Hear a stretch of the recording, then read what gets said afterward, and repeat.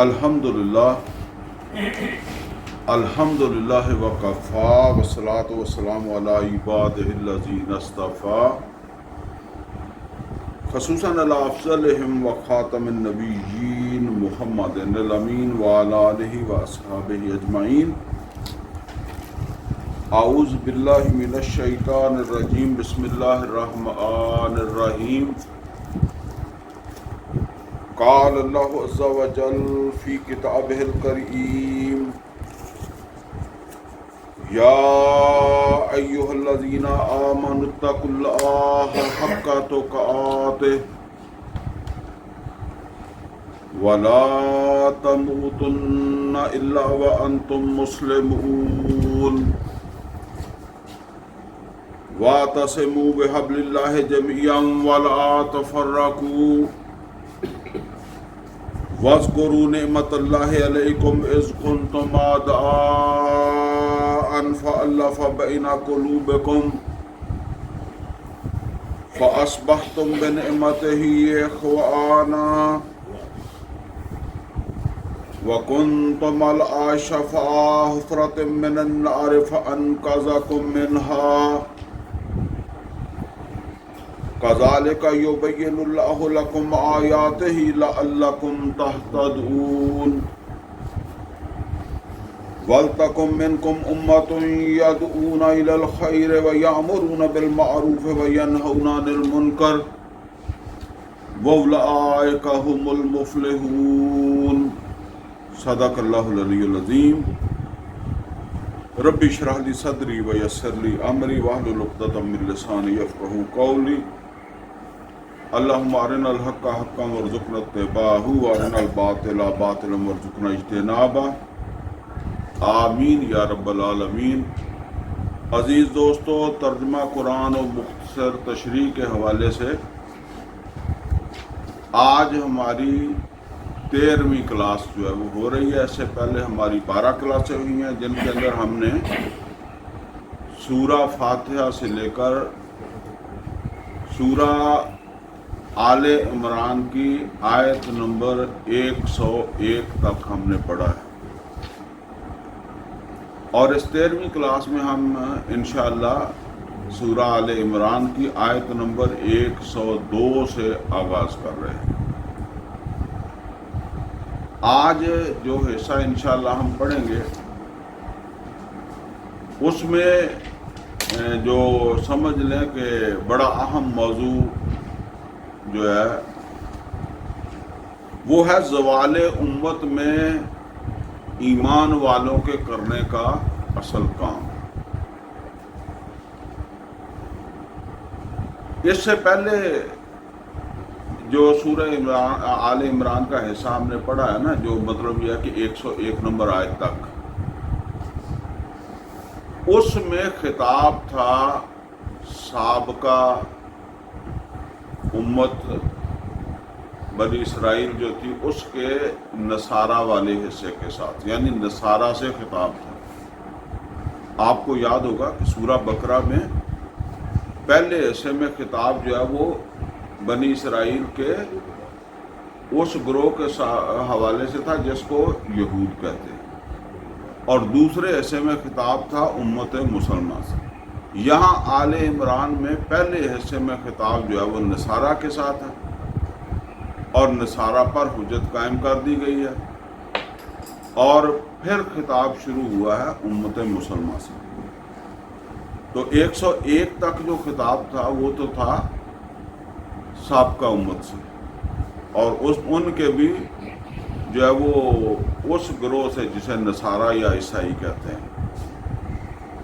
البتہ آج جہاں سے آغاز ہو رہا ہے 102 نمبر آیت سے، تو یہ آغاز جو ہے وہ ہو رہا ہے امت مسلمہ سے، یعنی ان کا پر حجت قائم کی گئی ہے، اور امت محمد صلی اللہ علیہ وسلم کو ان کی ذمہ داری جو ہے وہ بتائی گئی ہے. تو میں جو ہے وہ کچھ چیزیں جو ہے نا وہ پچھلی بھی دہرا دوں، کیونکہ پیچھے 2 کلاسوں کے اندر ہم نے جو سورہ آل عمران کی آیت نمبر 1 سے لے کر 101 تک پڑھا ہے نا، تو اس کا بھی ایک تھوڑا سا میں آپ کو خلاصہ بتا دوں کہ وہ مضمون کس طرح آئے تھے۔ سورہ آل عمران کی آیت نمبر 1 سے لے کر آیت نمبر 32 تک، اس کے اندر جو ہے نا وہ تمہیدی گفتگو تھی۔ جس طرح آپ جب سورہ بقرہ کو دیکھتے ہیں نا، ان دونوں میں بڑی مماثلت ہے۔ سورہ بقرہ میں بھی فوراً ہی یہود سے خطاب نہیں شروع ہوا تھا، بلکہ آپ کو پتہ ہے کہ سورہ بقرہ کے کوئی جو ہے وہ 4 رکوع جو ہے، اس کے بعد 5ویں رکوع میں یا بنی اسرائیل اذکروا نعمتی اللتی انعمت علیکم، وہاں سے یہود سے خطاب جو ہے وہ شروع ہوا تھا۔ پہلے 4 رکوع جو تھے ان میں کوئی مختلف مضامین تھے۔ اسی طرح بالکل پہلی سے 32 آیات جو ہیں ان کے اندر جو ہے وہ مختلف طرح کے مضامین ہیں، اور ان میں قرآن کریم کے حوالے سے بھی وہاں بھی قرآن حکیم ہی سے بات شروع ہوئی تھی، الف لام میم ذالک الکتاب لا ریب فیہ ھدی للمتقین۔ تو یہاں قرآن حکیم کے بارے میں فرمایا کہ اس قرآن کو ہم فرقان بنا کر نازل کر رہے ہیں، اور پھر یہ بات فرمائی کہ اس کتاب میں قرآن حکیم میں کچھ آیات جو ہیں وہ محکم ہیں، ہن ام الکتاب، وہ ہیں کتاب ہدایت، اور کچھ دوسری جو ہیں وہ متشابہات بھی ہیں۔ یہ مضمون ہم نے پڑھا ہے تو شروع کے اندر متشابہ بھی ہیں۔ تو بتانے کا مطلب یہ تھا کہ اصل میں جن چیزوں کا اس دنیا میں ہمارے عمل سے تعلق ہے وہ چیزیں تو جو ہے وہ بالکل واضح ہیں، البتہ کچھ چیزیں ایسی ہو سکتی ہیں جہاں 2 آراء بھی بن سکتی ہیں، اور وہ عام طور پر متشابہات ہی ہوتی ہیں۔ تو کوئی مسئلہ نہیں، وہاں برداشت کریں جہاں رائے کا اختلاف ہو۔ میں نے بتایا تھا کہ اب دیکھیں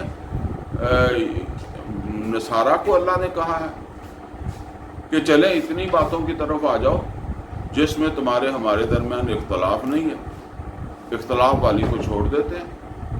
تو آج اگر امت اسی بات کے اوپر جو ہے وہ کھڑی ہو جائے کہ بھئی اختلاف والی باتیں نہیں کرتے، جن میں اتفاق ہے صرف وہی کرتے ہیں، تو آپ دیکھیں ختم ہو جائے گا اختلاف۔ میں وہ ایک مثال دیا کرتا ہوں کہ اگر آپ یوں سمجھ لیں کہ اہل سنت کی مسجد ہو، فجر کی نماز ہو، کوئی بھی ہو، ویسے فجر کی نماز ذرا اونچی آواز میں امام پڑھتا ہے نا، جہری قرات کرتا ہے، تو فجر کی نماز کے اندر اہل سنت کی مسجد ہے، فجر کی نماز کے اندر کوئی آدمی آ گیا اور وہ آ کر امام کے پیچھے ہی کھڑا ہو گیا، اور جب نماز ہوئی تو اس نے رفع یدین کی اور اس نے اونچی آواز سے آمین کہا، تو سلام پھیرنے کے بعد فوراً ہر ایک جو ہے وہ اس طرح مڑ کر اس کی طرف دیکھے گا، غور سے دیکھے گا۔ کیا دیکھے گا؟ کون ہے جس نے کوئی ایسا کام کیا ہے، یعنی ہم اس سے مانوس نہیں ہیں، نامانوس کام کس نے کیا ہے۔ اور اسی رو میں یا اسی صف میں سود خور بھی بیٹھا ہوگا، ملاوٹ کرنے والا بھی بیٹھا ہوگا، زانی بیٹھا ہوگا، کم تولنے والا بیٹھا ہوگا، ظالم بیٹھا ہوگا، اس کو کوئی اتنا گور کر جو ہے وہ نہیں دیکھتا۔ حالانکہ زانی کے اوپر اتفاق ہے، اور جو کم تولنے والے پہ اتفاق ہے، سود خور پہ اتفاق ہے، ظالم پہ اتفاق ہے کہ وہ غلط کر رہا ہے۔ اسی طریقے سے آپ اہل حدیثوں کے چلے جائیں اور وہاں جا کر جو ہے وہ آپ کھڑے ہونے کی کوشش کریں، جو ہے وہ اس کے امام کے پیچھے کھڑے ہو جائیں، اور آپ رفع یدین نہ کریں، اور آپ اپنے طریقے سے نماز پڑھیں۔ نماز کے بعد سب غور سے دیکھیں گے، بلکہ ان کو غصہ بھی آئے گا کہ یہ ایسا گستاخ امام کے پیچھے ہی کھڑا ہو گیا۔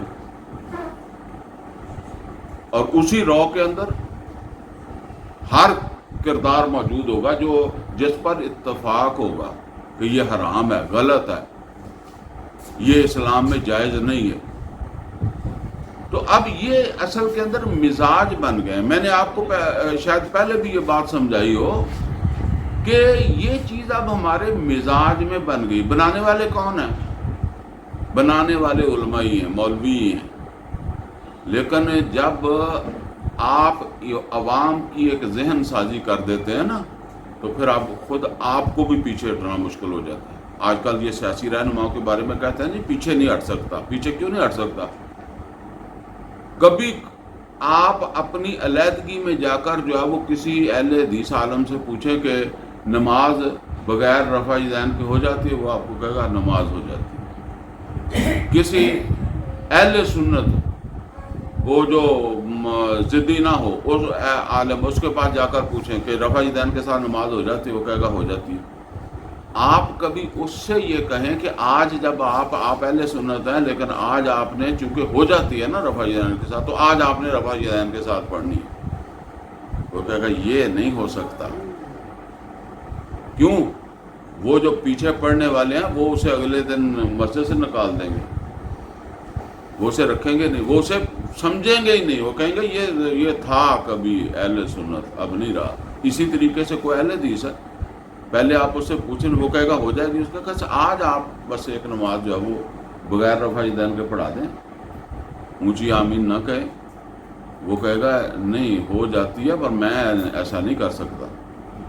اور وہ آپ کو نہ بھی بتائے تو یہ سمجھ لیں پیچھے جو انہوں نے ذہن سازی کر دی ہے نا، اب وہ مجبور ہوتے ہیں۔ کئی آپ دیکھیں اب کئی علماء کو خیال آتا ہے، جواد نقوی صاحب ہیں نا شیعوں کے، وہ بہت اس بات کو کہتے ہیں کہ یہ ذاکروں نے ہمارا دین خراب کر دیا، لیکن اب لوگوں کے ذہنوں کے اندر تو بات پختہ ہو گئی ہے نا۔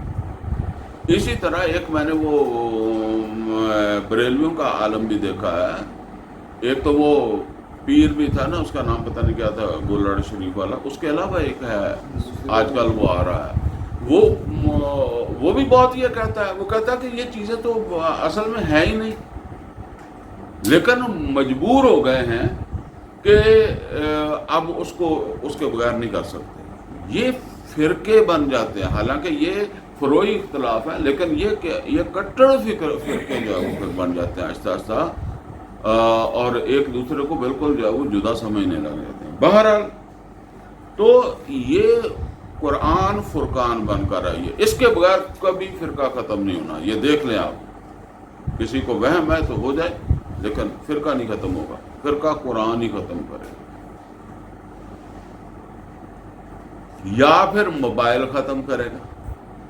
موبائل کیسے ختم کرے گا؟ آپ کو بالکل دین سے دور کر دے، آپ سیکولر ہو جائیں، بس پھر سیکولر کا ایک ہی فرقہ ہے۔ میں کہا کرتا ہوں کہ فرقہ کہاں نظر آتا ہے آپ کو؟ فرقہ مسجد میں نظر آتا ہے، کیا منڈی میں نظر آتا ہے؟ نہیں۔ بس موبائل جب آپ کو اس سے کاٹ دے گا تو پھر آپ منڈی بازار میں تو ایک ہی لوگ ہیں نا، وہاں تو نہیں فرق ہے، وہاں تو فرقہ ہے نہیں۔ فرقہ تو صرف جب آپ مسجد میں کہتا ہوں، ہمارے وہ رحمت اللہ بٹر صاحب کہا کرتے تھے جہاں مولوی کا عمل دخل ہے وہاں فرقہ ہے، جنازے پہ ہے، نماز پہ ہے، روزے پہ ہے، جہاں مولوی کا آمد ہو گئی وہاں فرقہ ہے، جہاں مولوی بے دخل ہے وہاں فرقہ نہیں ہے۔ یہی ہے صورتحال۔ بہرحال تو فرمایا کہ اچھا وہ بات کر رہے تھے ہم اس کے حوالے سے، آگے ایک مضمون بیان ہوا، وہ یہ بیان ہوا کہ اللہ کے نزدیک دین صرف اسلام ہی ہے، ان الدین عند اللہ الاسلام۔ اور میں نے بتایا تھا کہ دین اصل کے اندر کہتے ہیں ضابطہ حیات کو، ایک معاشرے کا ضابطہ حیات۔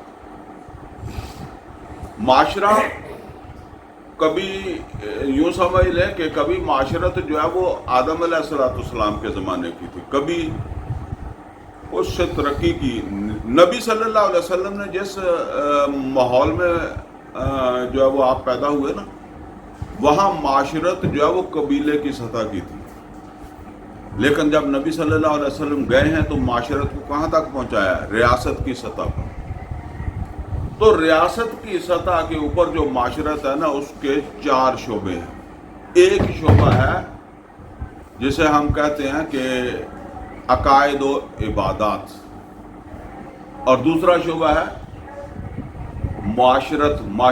معاشرتی نظام، اور تیسرا شعبہ ہے معاشی نظام، اور چوتھا شعبہ ہے سیاسی نظام. تو اسلام کا مطلب کیا ہے؟ اسلام صرف جو ہے وہ آپ کے عقائد اور عبادات میں ہونا چاہیے؟ نہیں، وہ یہاں بھی ہونا چاہیے، دوسرے شعبے میں بھی ہونا چاہیے، تیسرے میں بھی ہونا چاہیے، اور چوتھے میں بھی ہونا چاہیے.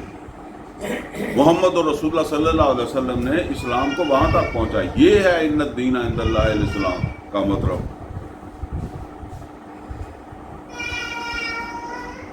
اسی طرح 21 نمبر آیت کے اندر جو ہے نا وہ ایک مضمون آیا تھا، اور وہ آیا تھا کہ ان الذین یکفرون بآیات اللہ، بے شک وہ لوگ جو اللہ کی آیات کی کو کفر کریں یا ناقدری کریں، وَيَقْتُلُونَ النَّبِيِّينَ بِغَيْرِ الْحَقِّ، اور نبیوں کو ناحق قتل کریں. اور یہ اہم کس اعتبار سے ہے کہ نبی بھی قتل ہو سکتے ہیں، ہوتے رہے ہیں. رسول کے ساتھ یہ وعدہ ہے اللہ کا کہ رسول قتل نہیں ہو، کوئی رسول قتل نہیں ہوا، لیکن نبی بھی قتل ہوئے ہیں. تو یہ مضمون اہم کس اعتبار سے ہے کہ جو دین کے لیے کھڑا ہونا چاہتا ہے نا، تو اس کو یہ نہیں سمجھنا چاہیے کہ مجھے کچھ ہو نہیں سکتا. عام طور پر جب ہم دین کا کام کرتے ہیں نا تو ہم سمجھتے ہیں کہ نہیں، مجھے تو کوئی اس رستے پہ تکلیف آ نہیں سکتی کیونکہ میں تو اللہ کے رستے پہ نکلا ہوا ہوں. میں تو درس سننے جا رہا تھا، میرا ایکسیڈنٹ کیسے ہو گیا؟ تو پھر ہم سوچتے ہیں کہ نہیں، کوئی اس کے دماغ میں خرابی کوئی ہوگی، کوئی اور غلط نظریہ ہوگا، اس میں تقویٰ نہیں ہوگا. ٹھیک ہے نا؟ تو یہ سمجھ لیں جب اس رستے کے اوپر چلتے ہیں تو یہ مشکلات کا رستہ ہے. اس سے آگے کیا فرمایا؟ یہ تو نبیوں کی بات ہے. فرمایا وَيَقْتُلُونَ الَّذِينَ يَأْمُرُونَ بِالْقِسْطِ مِنَ النَّاسِ، اور ان لوگوں کو بھی قتل کرتے ہیں جو لوگوں میں عدل و قسط کی بات کرتے ہیں، حکم دیتے ہیں، عدل و قسط کے قیام کی بات کرتے ہیں، ان کو بھی قتل کرتے ہیں. یعنی عام لوگ بھی جب اپنے فرض کی ادائیگی کیا ہے؟ میں نے اس وقت بھی بتایا تھا کہ تمام انبیاء عدل و قسط کے نظام کو قائم کرنے کے لیے آئے. سورہ الحدید کی آیت نمبر 25 میں فرمایا لَقَدْ أَرْسَلْنَا رُسُلَنَا بِالْبَيِّنَاتِ وَأَنزَلْنَا مَعَهُمُ الْكِتَابَ وَالْمِيزَانَ لِيَقُومَ النَّاسُ بِالْقِسْطِ. اور ہر جمعے میں تقریباً آپ سنتے ہیں ان اللہ یامر بالعدل. اور سورہ شورى میں نبی صلی اللہ علیہ وسلم نے اعلان کیا وَأُمِرْتُ لِأَعْدِلَ بَيْنَكُمْ. تو اب یہ عدل کے قیام کی جدوجہد امتی کو تو کرنی ہے. تو جب وہ یہ جدوجہد کرے گا تو اسے یہ پتہ بھی ہونا چاہیے کہ اس رستے پہ میری جان بھی جا سکتی ہے. یعنی اسے ذہناً تیار رہنا چاہیے اس کے باوجود یہ کام مجھے کرنا ہے. مجھے ڈر کے جو ہے وہ پیچھے نہیں ہٹنا، گھر نہیں بیٹھنا.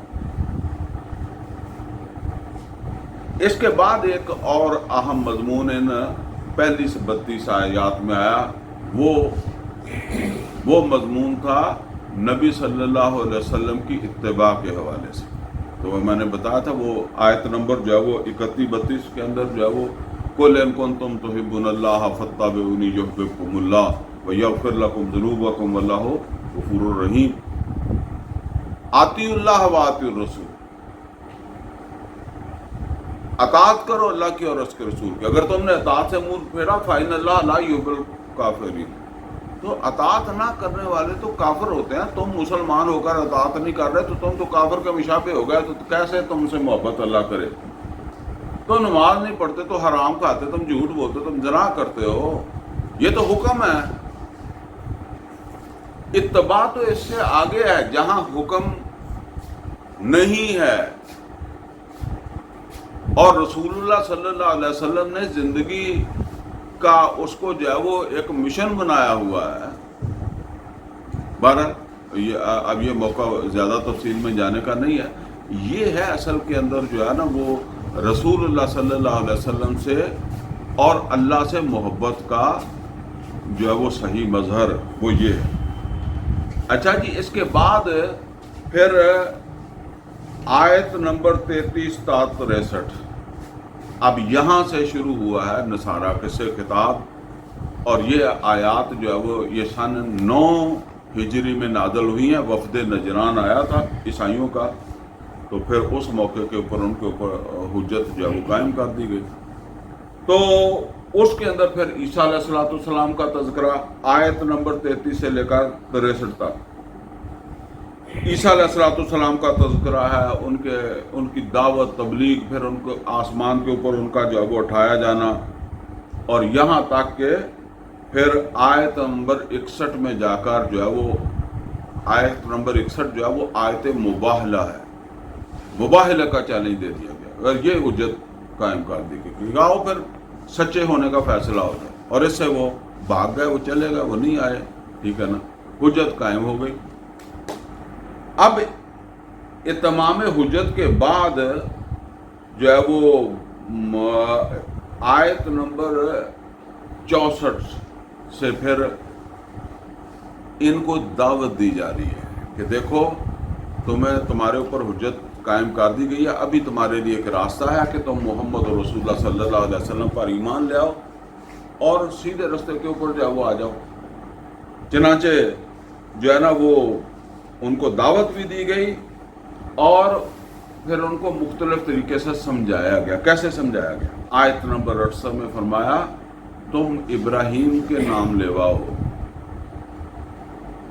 ان اول الناس بابراہیم، تو یہ سن لو ابراہیم علیہ السلام سے تعلق والے لوگ تو وہ ہیں، ان اول الناس بابراہیم للذین اتبعوہ، جو ابراہیم علیہ السلام کو اتباع کرنے والے ہیں، اور وہ کون ہے؟ وَهَٰذَا النَّبِيُّ وَالَّذِينَ آمَنُوا مَعَهُ، وہ یہ نبی ہیں اور ان کے ساتھی ایمان والے ہیں جو حقیقت کے اندر جو ہے وہ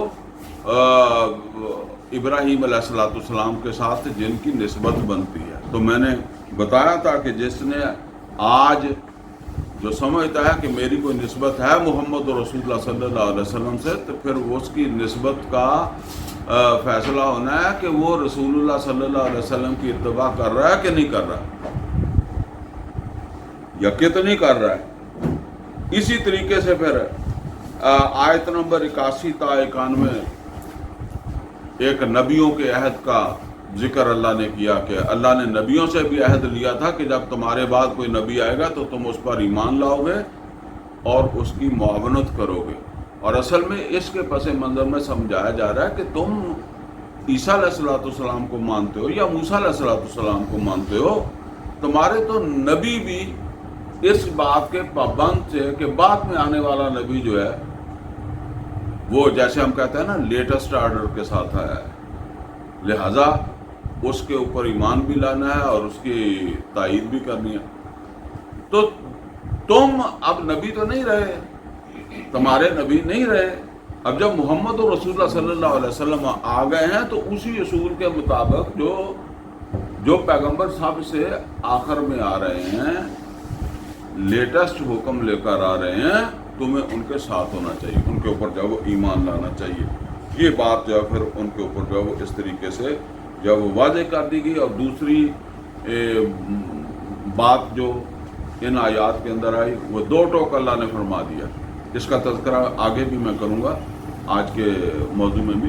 بہرحال اس میں یہ فرما دی وَمَن يَبْتَغِي غَيْرَ الْإِسْلَامِ دِينًا فَلَن يُقْبَلَ مِنْهُ، یہ بات سمجھ لو، جس نے بھی کسی ایسے نظام زندگی کو قبول کیا جو اسلام پر مبنی نہیں، غیر اسلام تھا، اس کا کوئی عذر قبول نہیں کیا جائے گا، اس کا کوئی بہانہ قبول نہیں کیا جائے گا، وَهُوَ فِي الْآخِرَةِ مِنَ الْخَاسِرِينَ، وہ آخرت میں خسارہ پانے والوں میں سے جب ہوگا۔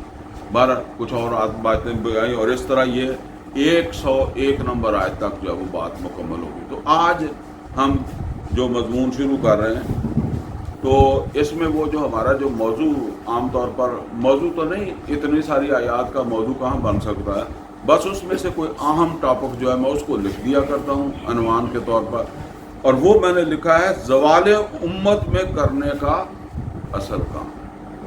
تو اب یہ آیت نمبر 102 سے سمجھ لیں کہ آیت نمبر 104 تک 3 آیتیں ہیں اس حوالے سے بہت ہی اہم. اچھا، ان آیات کے حوالے سے ایک بات سمجھ لیں جی کہ یہ آیات نازل ہو رہی ہیں بدر کے بعد اور احد سے پہلے.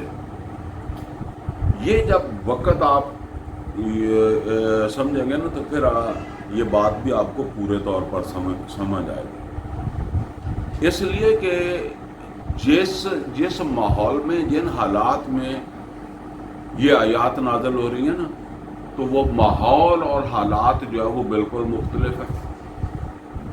اس کا مطلب یہ ہے کہ یہ آیات اس ماحول کی بجائے کسی دوسرے ماحول کے لیے نازل ہوئی ہیں، کہ دوسرے حالات کے لیے نازل ہوئی ہیں. اب ذرا اس کو جو ہے وہ پڑھتے ہیں اور ایک ایک بات کو ذرا انشاءاللہ تسلی سے سمجھیں گے. فرمایا یا ایھا الذین آمنوا اتقوا اللہ، اے ایمان والو اللہ کا تقوی اختیار کرو. یہ ایمان والوں سے خطاب ہو رہا ہے کہ اللہ کا تقوی اختیار کرو. اچھا، جس زمانے میں یہ آیات نازل ہو رہی ہیں تو کیا یہ تصور ہو سکتا ہے کہ کوئی آدمی ایمان لے آیا ہے لیکن تقوی سے محروم ہے، یا ان کو یہ پتہ نہ ہو کہ تقوی کی کیا اہمیت ہے؟ دیکھیں، امت میں بحیثیت جماعت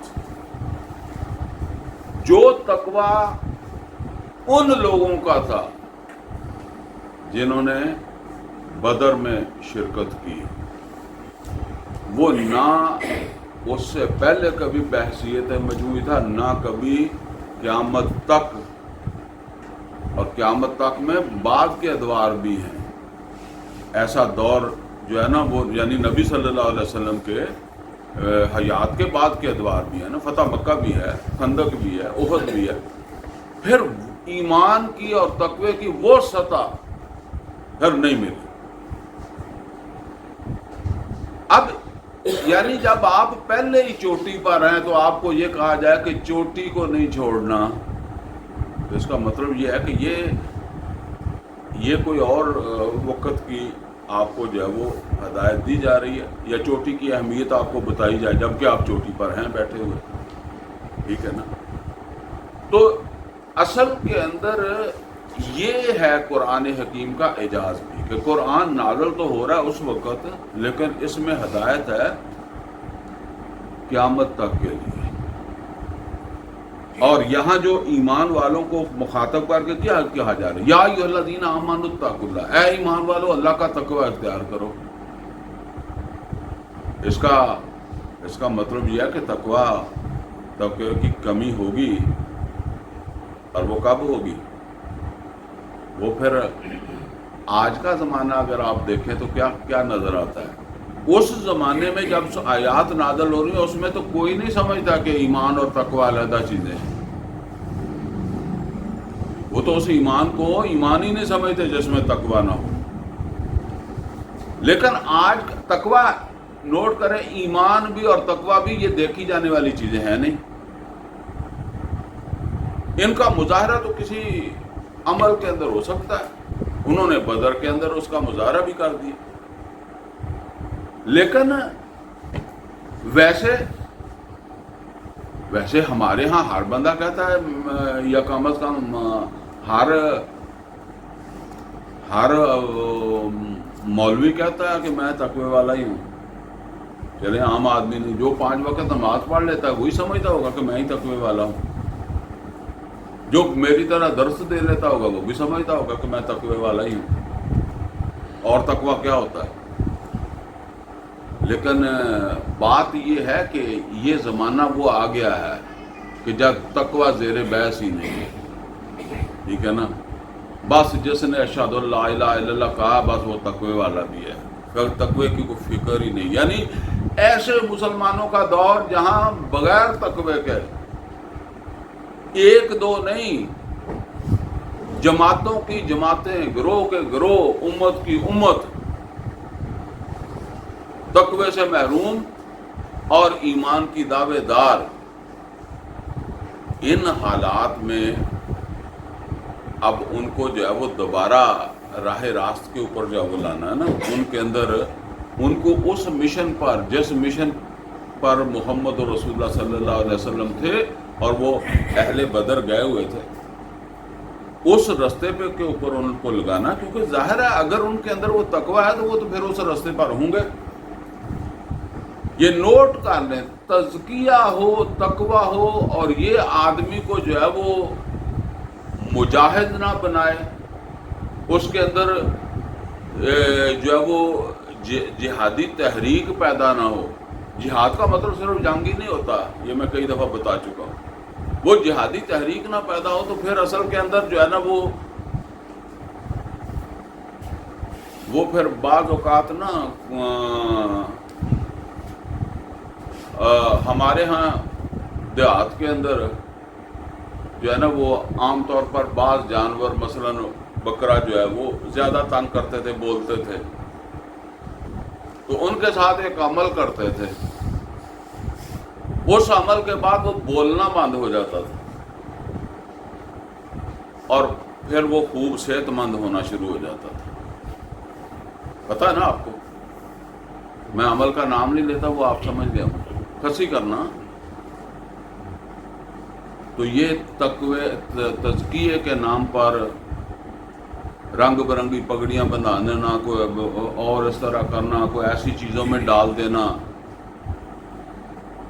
پھر وہ داڑھی کی ہر وقت جو ہے وہ کنگھی مارتے رہو، سینٹ پرفیوم لگاتے رہو، کپڑے یہ وہ. یعنی وہ تقویٰ آپ کو باہر سے دکھاتے ہیں، اندر نہیں ہوتا. ان کے اندر تھا. نبی صلی اللہ علیہ وسلم سے جب پوچھا گیا تو نبی صلی اللہ علیہ وسلم نے کیا فرمایا؟ التقویٰ ہا ہنا، التقویٰ ہا ہنا، التقویٰ ہا ہنا. تقویٰ تو اندر ہوتا ہے، لیکن آج کل کہاں ہوتا ہے؟ جن کے ہوتا ہے وہ باہر سے دکھاتے ہیں یا تقویٰ. ٹھیک ہے نا؟ اسی لیے پھر جب آپ وہ چادر ہٹتی ہے نا تو پھر آپ لمبی کہانیاں سنتے ہیں کہ فلاں جگہ ایسا ہو گیا اور فلاں جگہ ایسا ہو گیا اور فلاں اتنی داڑھی کے ساتھ اور فلاں اتنے علم کے ساتھ یہ کر گیا. ٹھیک ہے نا؟ تو اصل کے اندر وہ تقویٰ ہے، مجاہد بناتا ہے بندے کو، اور اللہ کا دین جو ہے وہ پامال ہے، اور مجاہد تقوی کی آخری منزل پر بیٹھا ہوا ہے، تزکیہ ہو چکا ہے، کوئی پریشانی نہیں ہے اس کو. تو یہ کون سا تزکیہ، یہ کون سا جو وہ پھر تقویٰ ہے؟ ٹھیک ہے نا؟ یہ کوئی تقویٰ دھوکہ ہے. تو فرمایا یا ایھا الذین آمنوا اتقوا اللہ، اے ایمان والو. اصل کے اندر یہ زوال کا دور ہے، یہ فتنے کا دور ہے. ٹھیک ہے نا؟ یہ فتنے کا دور ہے، تو اس فتنے سے نکالنا ہے نا. فرمایا یا ایھا الذین آمنوا اتقوا اللہ، اور کتنا تقویٰ، حق کا تقات ہے، جتنا اس کا حق ہے. اور یہ حق والی بات جو ہے نا، اس سے تو صحابہ کرام رضوان اللہ تعالیٰ علیہم بھی جو ہے وہ لرز گئے تھے. دیکھیں اللہ کے مقام و مرتبے کے اعتبار سے اللہ تقویٰ مانگتا ہے. اتنا تقویٰ، یعنی صحابہ کرام رضوان اللہ تعالیٰ علیہم اجمعین کہتے ہیں کہ ہم اللہ کے مطلب یہ کہ مقام و مرتبے کے اعتبار سے تقویٰ کہاں سے لائیں گے؟ تو ان کو پھر حوصلہ دیا گیا، فاتقوا اللہ ما استطعتم، اللہ کا تقویٰ اختیار کرو جتنی تمہارے اندر استطاعت ہے. فاتقوا اللہ ما استطعتم، ذرا دھیان سے سننا بات کو. فاتقوا اللہ ما استطعتم، جتنی استطاعت ہے. واسمعوا واطیعوا، اور اللہ اور اس کے رسول کی بات جو ہے وہ دھیان سے سنتے رہو، اطاعت کرتے رہو. اطاعت کرتے رہو. تو جس کی اذان کی آواز سن کے نماز نکل جائے، چلے کبھی کوئی ایسا واقعہ ہو بھی گیا ہو، لیکن یہاں تو روٹین ہی ہو جس کی، وہ کس تقوی کا حامل ہے؟ میں وہ کہا کرتا ہوں کہ اکثر جن کے پیچھے ہم نماز پڑھتے ہیں نا، یہ جب امامت سے ان کو نکال دیا جائے، دستبردار ہو جائے، پھر ذرا ان کو توجہ سے دھیان کے دیکھنا کہ کتنی نمازیں وہ جماعت کے ساتھ پڑھتے ہیں اور ٹائم کے ساتھ پڑھتے ہیں. وہ تو ایک نوکری ہوتی ہے جو بندہ کر رہا ہوتا ہے. پتہ تو اس وقت لگتا ہے جب نوکری سے فارغ ہو جاتا ہے، ٹھیک ہے نا. وہ تو اس نے ڈیوٹی کا پابند جو ہے پابندی کی مار کھا رہا ہے نا. یہ اکثر یہی حال ہے. میں نے خود دیکھا ہوا ہے اصل میں، اس وجہ سے آپ کو بتا رہا ہوں، اور یہ نہیں ہے. تو مطلب یہ ہے کہ اللہ تعالیٰ نے فرمایا فَاتَّقُوا اللَّهَ مَا اسْتَطَعْتُمْ، جتنی تمہارے اندر استطاعت ہے اللہ کا تقوی اختیار کرو. وَاسْمَعُوا وَأَطِیعُوا، اور کان کھول لو، قرآن نازل ہو رہا ہے، محمد رسول اللہ صلی اللہ علیہ وسلم تمہیں پہنچا رہے ہیں، کان کھلے رکھو سننے کے لیے. وَاسْمَعُوا وَأَطِیعُوا، اور سن کر لمبے نہیں پڑے رہنا بلکہ اطاعت کرنی ہے، کیونکہ اطاعت تو پہلا تقاضا ہے، اتباع اس سے آگے کی چیز ہے. آگے کیا فرمایا؟ وَلَا تَمُوتُنَّ إِلَّا وَأَنْتُمْ مُسْلِمُونَ، اور دیکھو تمہیں یہ فیصلہ کر لینا چاہیے کہ تمہیں جو موت آئے وہ حالت اسلام میں، حالت مسلمانی میں، مسلمانی کی موت ہے. اس کا مطلب یہ ہے کہ ایسا بھی ہو سکتا ہے کہ اپنے آپ کو ایمان والا سمجھتا ہو، موت مسلمان کی نہ آئے. یہ کون سی موت ہے؟ جو نافرمانی کی موت ہے. ایک آدمی زنا کر رہا ہے، اس کو وہاں ہارٹ اٹیک ہو گیا. ایک نے شراب پی ہوئی ہے، اس نے وہ مرا ہے. حرام کی گاڑی میں سفر کر رہا تھا، اس گاڑی کا ایکسیڈنٹ ہو گیا. حرام کی کمائی سے گاڑی خریدی ہوئی تھی.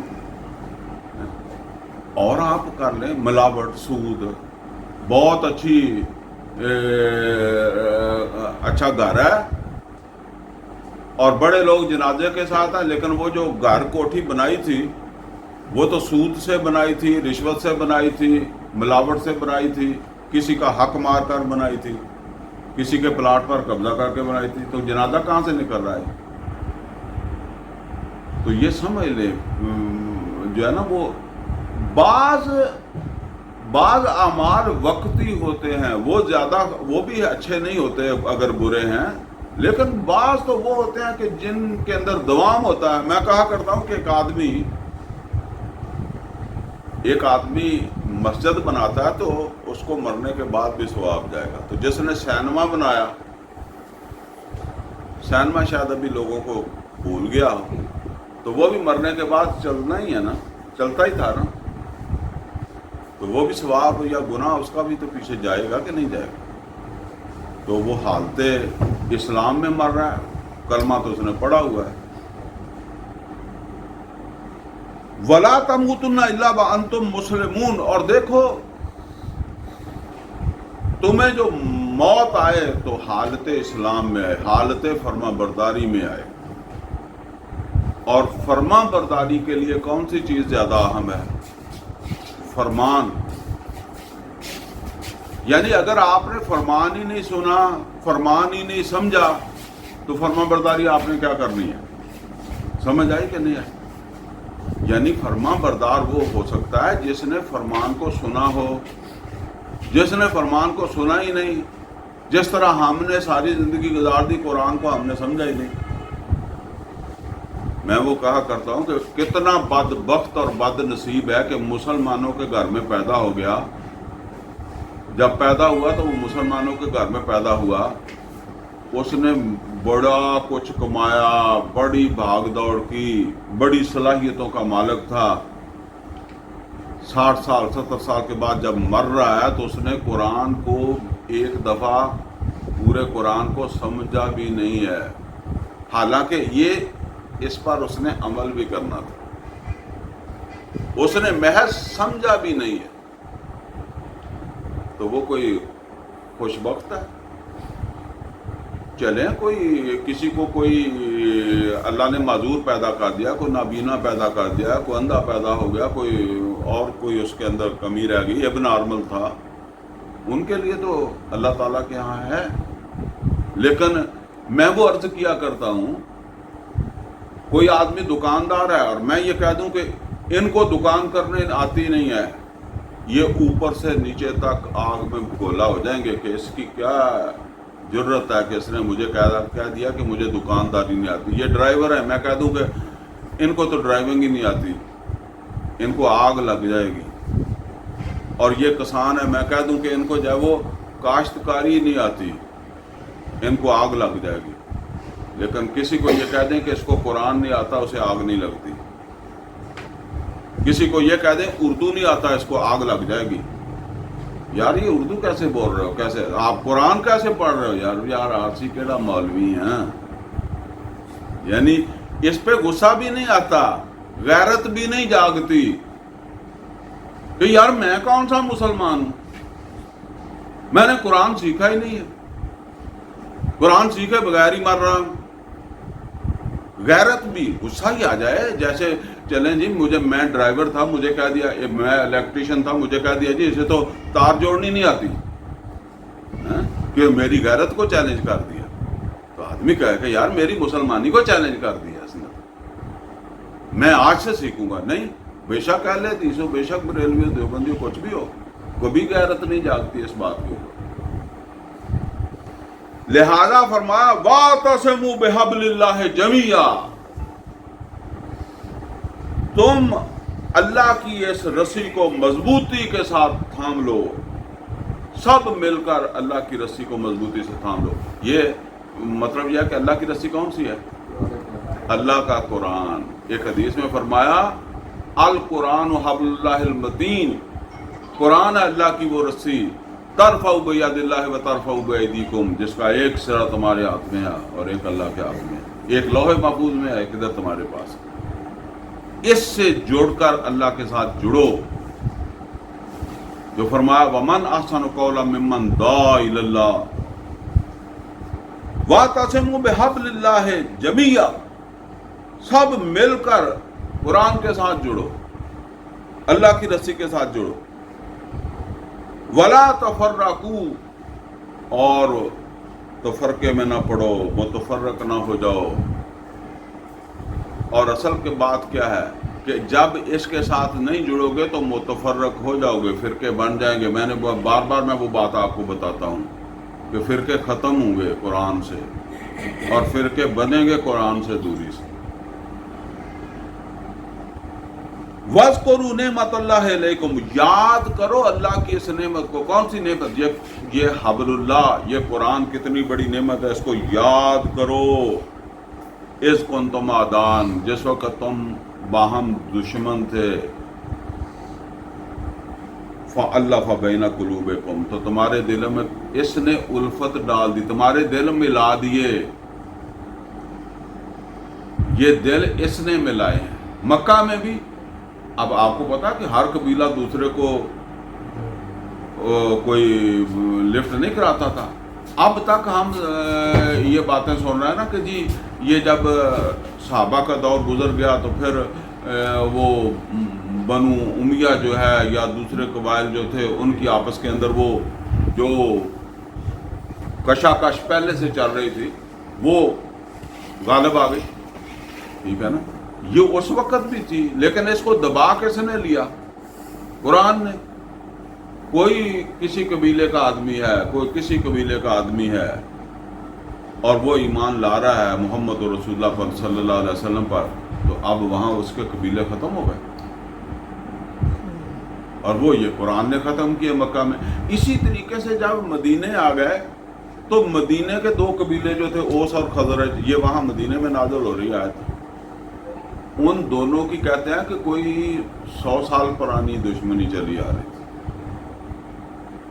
اور وہ قبیلوں کی دشمنی اسی طرح ہوتی ہے، جب موقع ملا تو دوسرے قبیلے کے بندے مار دیے، اور جب ان کو موقع ملا 6 مہینے بعد ملا، سال ملا، انہوں نے مار دیے۔ عام طور پر یہ کبھی کبھار بات دیکھتے ہیں، ایسے آدمی نے 2 سال پہلے بندہ مارا تھا ہمارا، اب ان کا موقع ملا انہوں نے مار دیا. اس طرح یہ لڑائی چل رہی تھی اور پریشان تھے وہ کہ یار اس کا کوئی حل.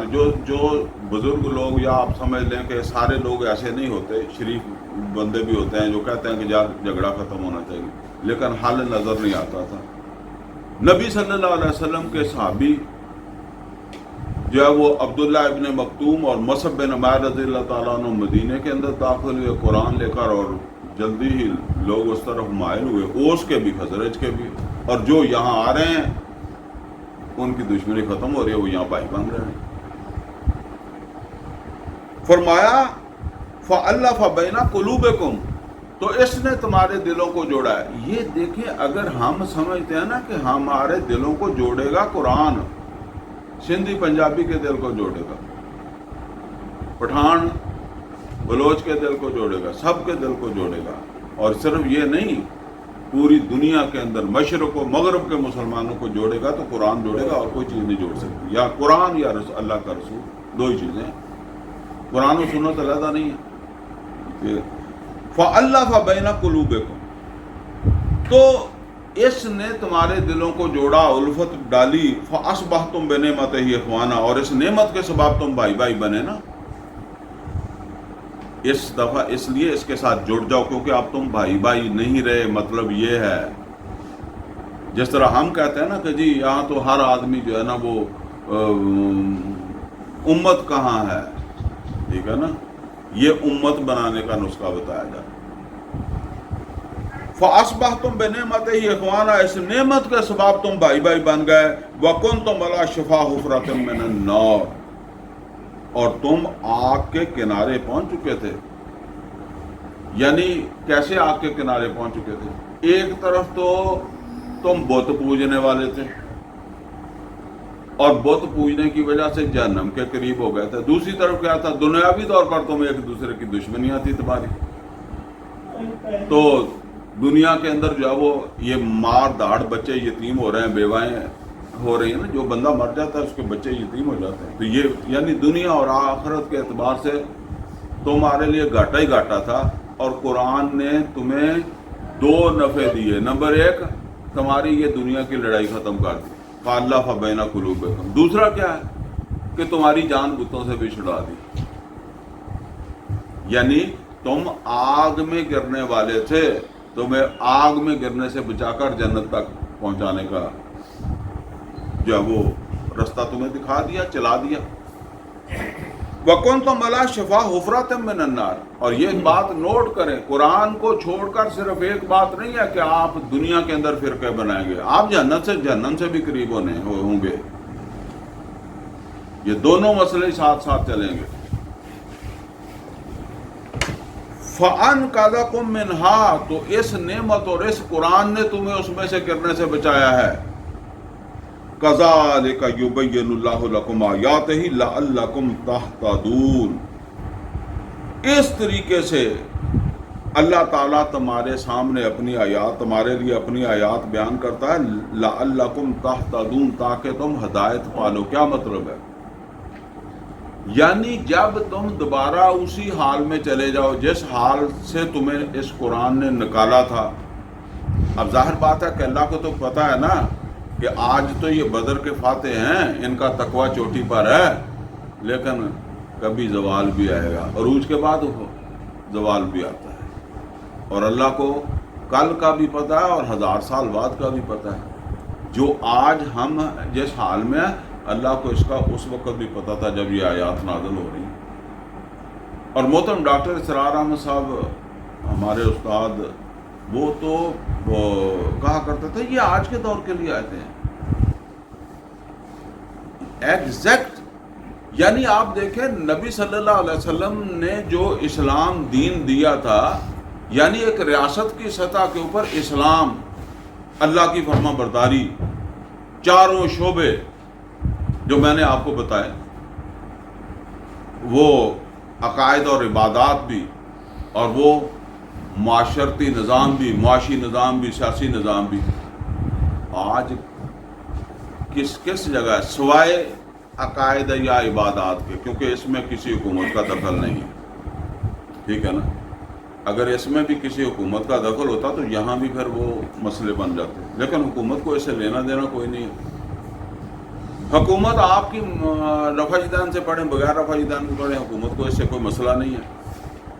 حکومت کو مسئلہ تو اس وقت بنتا ہے کہ جب رفع جدان والوں کی مسجد کے اوپر کو بغیر رفع جدان والے قبضہ کر لیں اور ان کی مسجد کے اوپر وہ رفع جدان والے قبضہ کر لیں تو پھر وہ ان کو آنا پڑتا ہے. ادروائز ہو تو اسی لٹک کے نماز پڑھو تو ہمیں تسی کھڑے ہو کے پڑھو، جتنا مرضی پڑھو، انہوں نے کوئی نہیں مسئلہ. تو دوسروں کی وجہ سے وہ جیسے کہتے ہیں نا کہ جب اپ سیٹنیس ہوتی ہے پھر وہ اصل میں وہ جھگڑے کو ختم کرنے کے لیے آتے ہیں، وہ ان کو کوئی مسئلہ نہیں ہے. پھر کہتے ہیں جی جوتے سمیت مسجد میں داخل ہو گئے، تو وہ کون سا نماز پڑھنے آئے ہیں، وہ تو تمہاری لڑائی ختم کرانے آئے ہیں. تو اللہ تعالیٰ فرما رہا ہے، میں وہ عرض کر رہا تھا کہ یہ آج کے دور کے لیے آیات ہے، بالکل ختم ہو گیا دین، بس ایک پرسنل رہ گیا. اور یہ مکہ کے اندر بھی جو ہے وہ ایک آدمی مسلمان ہے تو مسلمان ہے، جو مشرک ہے مشرک ہے. تو فرمایا لعلکم تہتدون، تاکہ تم ہدایت پالو، یعنی اس طرف رجوع کر لو، اللہ کی کتاب کی ان باتوں کی طرف رجوع کر لو. اور اس میں کیا بات ہے؟ پہلی بات تو یہ ہے کہ اپنے اندر اللہ کا تقوی اختیار کرو جتنا تم سے ہو سکتا ہے، اور یہ فیصلہ کر لو کہ کم از کم میری موت فرما بردار کی ہوگی. دیکھیں یہ جو ریاست کی اونچی سطح ہے نا حکمرانی، یہاں تک تو جد و جہد سے پہنچے تھے نا نبی صلی اللہ علیہ وسلم، جہاد سے پہنچے تھے. یہ ایک آدمی کے بس میں نہیں ہے. نوح علیہ السلام کو وہ چوٹی آئی ہی نہیں، لوط علیہ السلام کو نہیں آئی، شعیب علیہ السلام کو نہیں آئی، لیکن ایک جد و جہد تو جاری رہی ہے نا. یہ نوٹ کرنے اس جد و جہد کے بغیر، یہ جد و جہد کرنے والا مجاہد ہے، بے شک وہ اکیلا ہی ہے، ٹھیک ہے نا. اکیلے کا مطلب یہ نہیں ہے کہ اس نے ساری زندگی اکیلا رہنا ہے، لیکن ہو سکتا ہے ساری زندگی اسے کوئی اور ساتھ نہ ملے، وہ ساتھ ڈھونڈنے کی کوشش کرتا رہے. ہر پیغمبر نے ساتھ بنایا ہے نا، ساتھ بنانے کی کوشش کرے اور اپنی زندگی میں اسی جد و جہد میں مر جائے، جد و جہد کرتا مر جائے، اللہ کے دین کی سربلندی کی جد و جہد کرتے اسے موت آ جائے. یہ اس کی مسلمان کی موت ہے. تو یہ فیصلہ کر لو کہ ہم نے مسلمان بننا ہے، اور پھر اللہ کی کتاب کے ساتھ جاؤ جڑ جاؤ، کیونکہ اصل میں تو یہ سارے تقاضے کتاب کے ساتھ جڑ کر ہی پورے ہوں گے، اور یہ تمہیں ملائے گی، تمہیں ایک دوسرے کے ساتھ جو وہ جوڑے گی اور بھائی بھائی بنا دے گی. اور اس کی مثال بھی بتائی کہ تم دیکھ لو کتنا یہ وہ نسخہ ہے جو تم استعمال کر چکے ہو. مکہ میں بھی استعمال ہوا، مدینے میں بھی استعمال ہو گیا، اور پھر بدر کے اندر انصاری بھی موجود ہیں اور مہاجر بھی موجود ہیں، ایک دوسرے کے بھائیوں کی طرح. تو آپ فرمایا وَلْتَكُن مِّنكُمْ أُمَّةٌ يَدْعُونَ إِلَى الْخَيْرِ، تم سے ایک ایسی جو ہے نا وہ جماعت وجود میں آ جانی چاہیے، ایک ایسی امت جماعت کو ہی کہتے ہیں، ایک ایسا گروہ تو پھر تھوڑا سا ایسے گروہ تو سب کے ہوتے ہیں، جماعت جس کے اندر کوئی ڈسپلن ہوتا ہے، نظم ہوتا ہے. وَلْتَكُن مِّنكُمْ أُمَّةٌ، تم سے ایک ایسی جماعت وجود میں آ جانی چاہیے. یعنی قرآن کے ساتھ جڑنے کے نتیجے میں تمہیں ایک ایسی جماعت کی شکل اختیار کر جانا چاہیے، ایک ایسی جماعت کا روپ اختیار کر جانا چاہیے. اس میں یہ دونوں چیزیں ہیں، ایک تو یہ ہے کہ تم میں سے ایک جماعت ایسی وجود میں آ جانی چاہیے، ٹھیک ہے نا، یہ بھی ٹھیک ہے. اور ایک یہ ہے کہ اب یہ قرآن کے ساتھ جڑنے کے نتیجے میں تمہیں ایک ایسی جماعت کی شکل میں ظاہر ہونا چاہیے، ایک ایسی جماعت کی شکل اختیار کر دی جانی چاہیے جو خیر کی طرف بلانے والے. یدعون الی الخیر. خیر کیا ہے؟ ویسے خیر تو نیکی بھلائی سب خیر ہے، ویسے مال کو بھی خیر کہا گیا ہے. وَإِنَّهُ لَحُبُّ الْخَيْرِ لَشَدِيدٌ.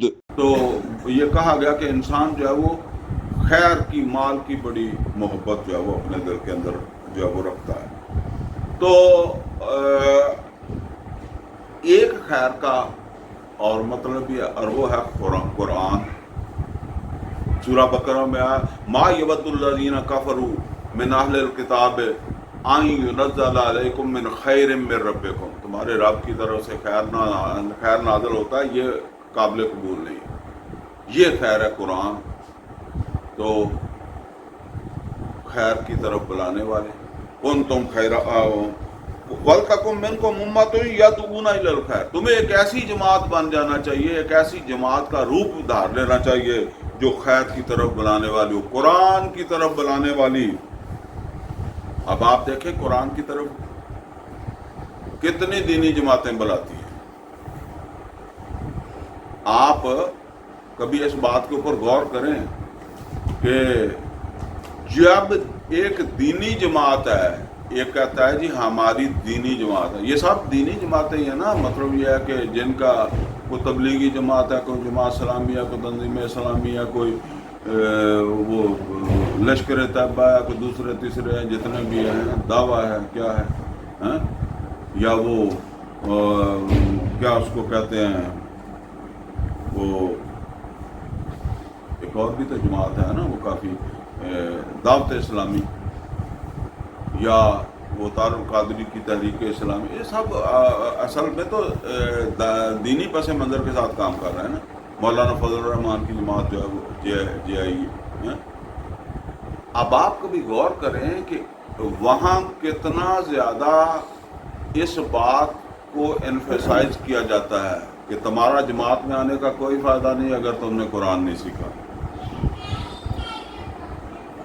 لوگ بڑے فخر سے کہتے ہیں ہم نے آدھی زندگی دی ہے، آدھی زندگی میں آدھا قرآن نہیں سیکھا.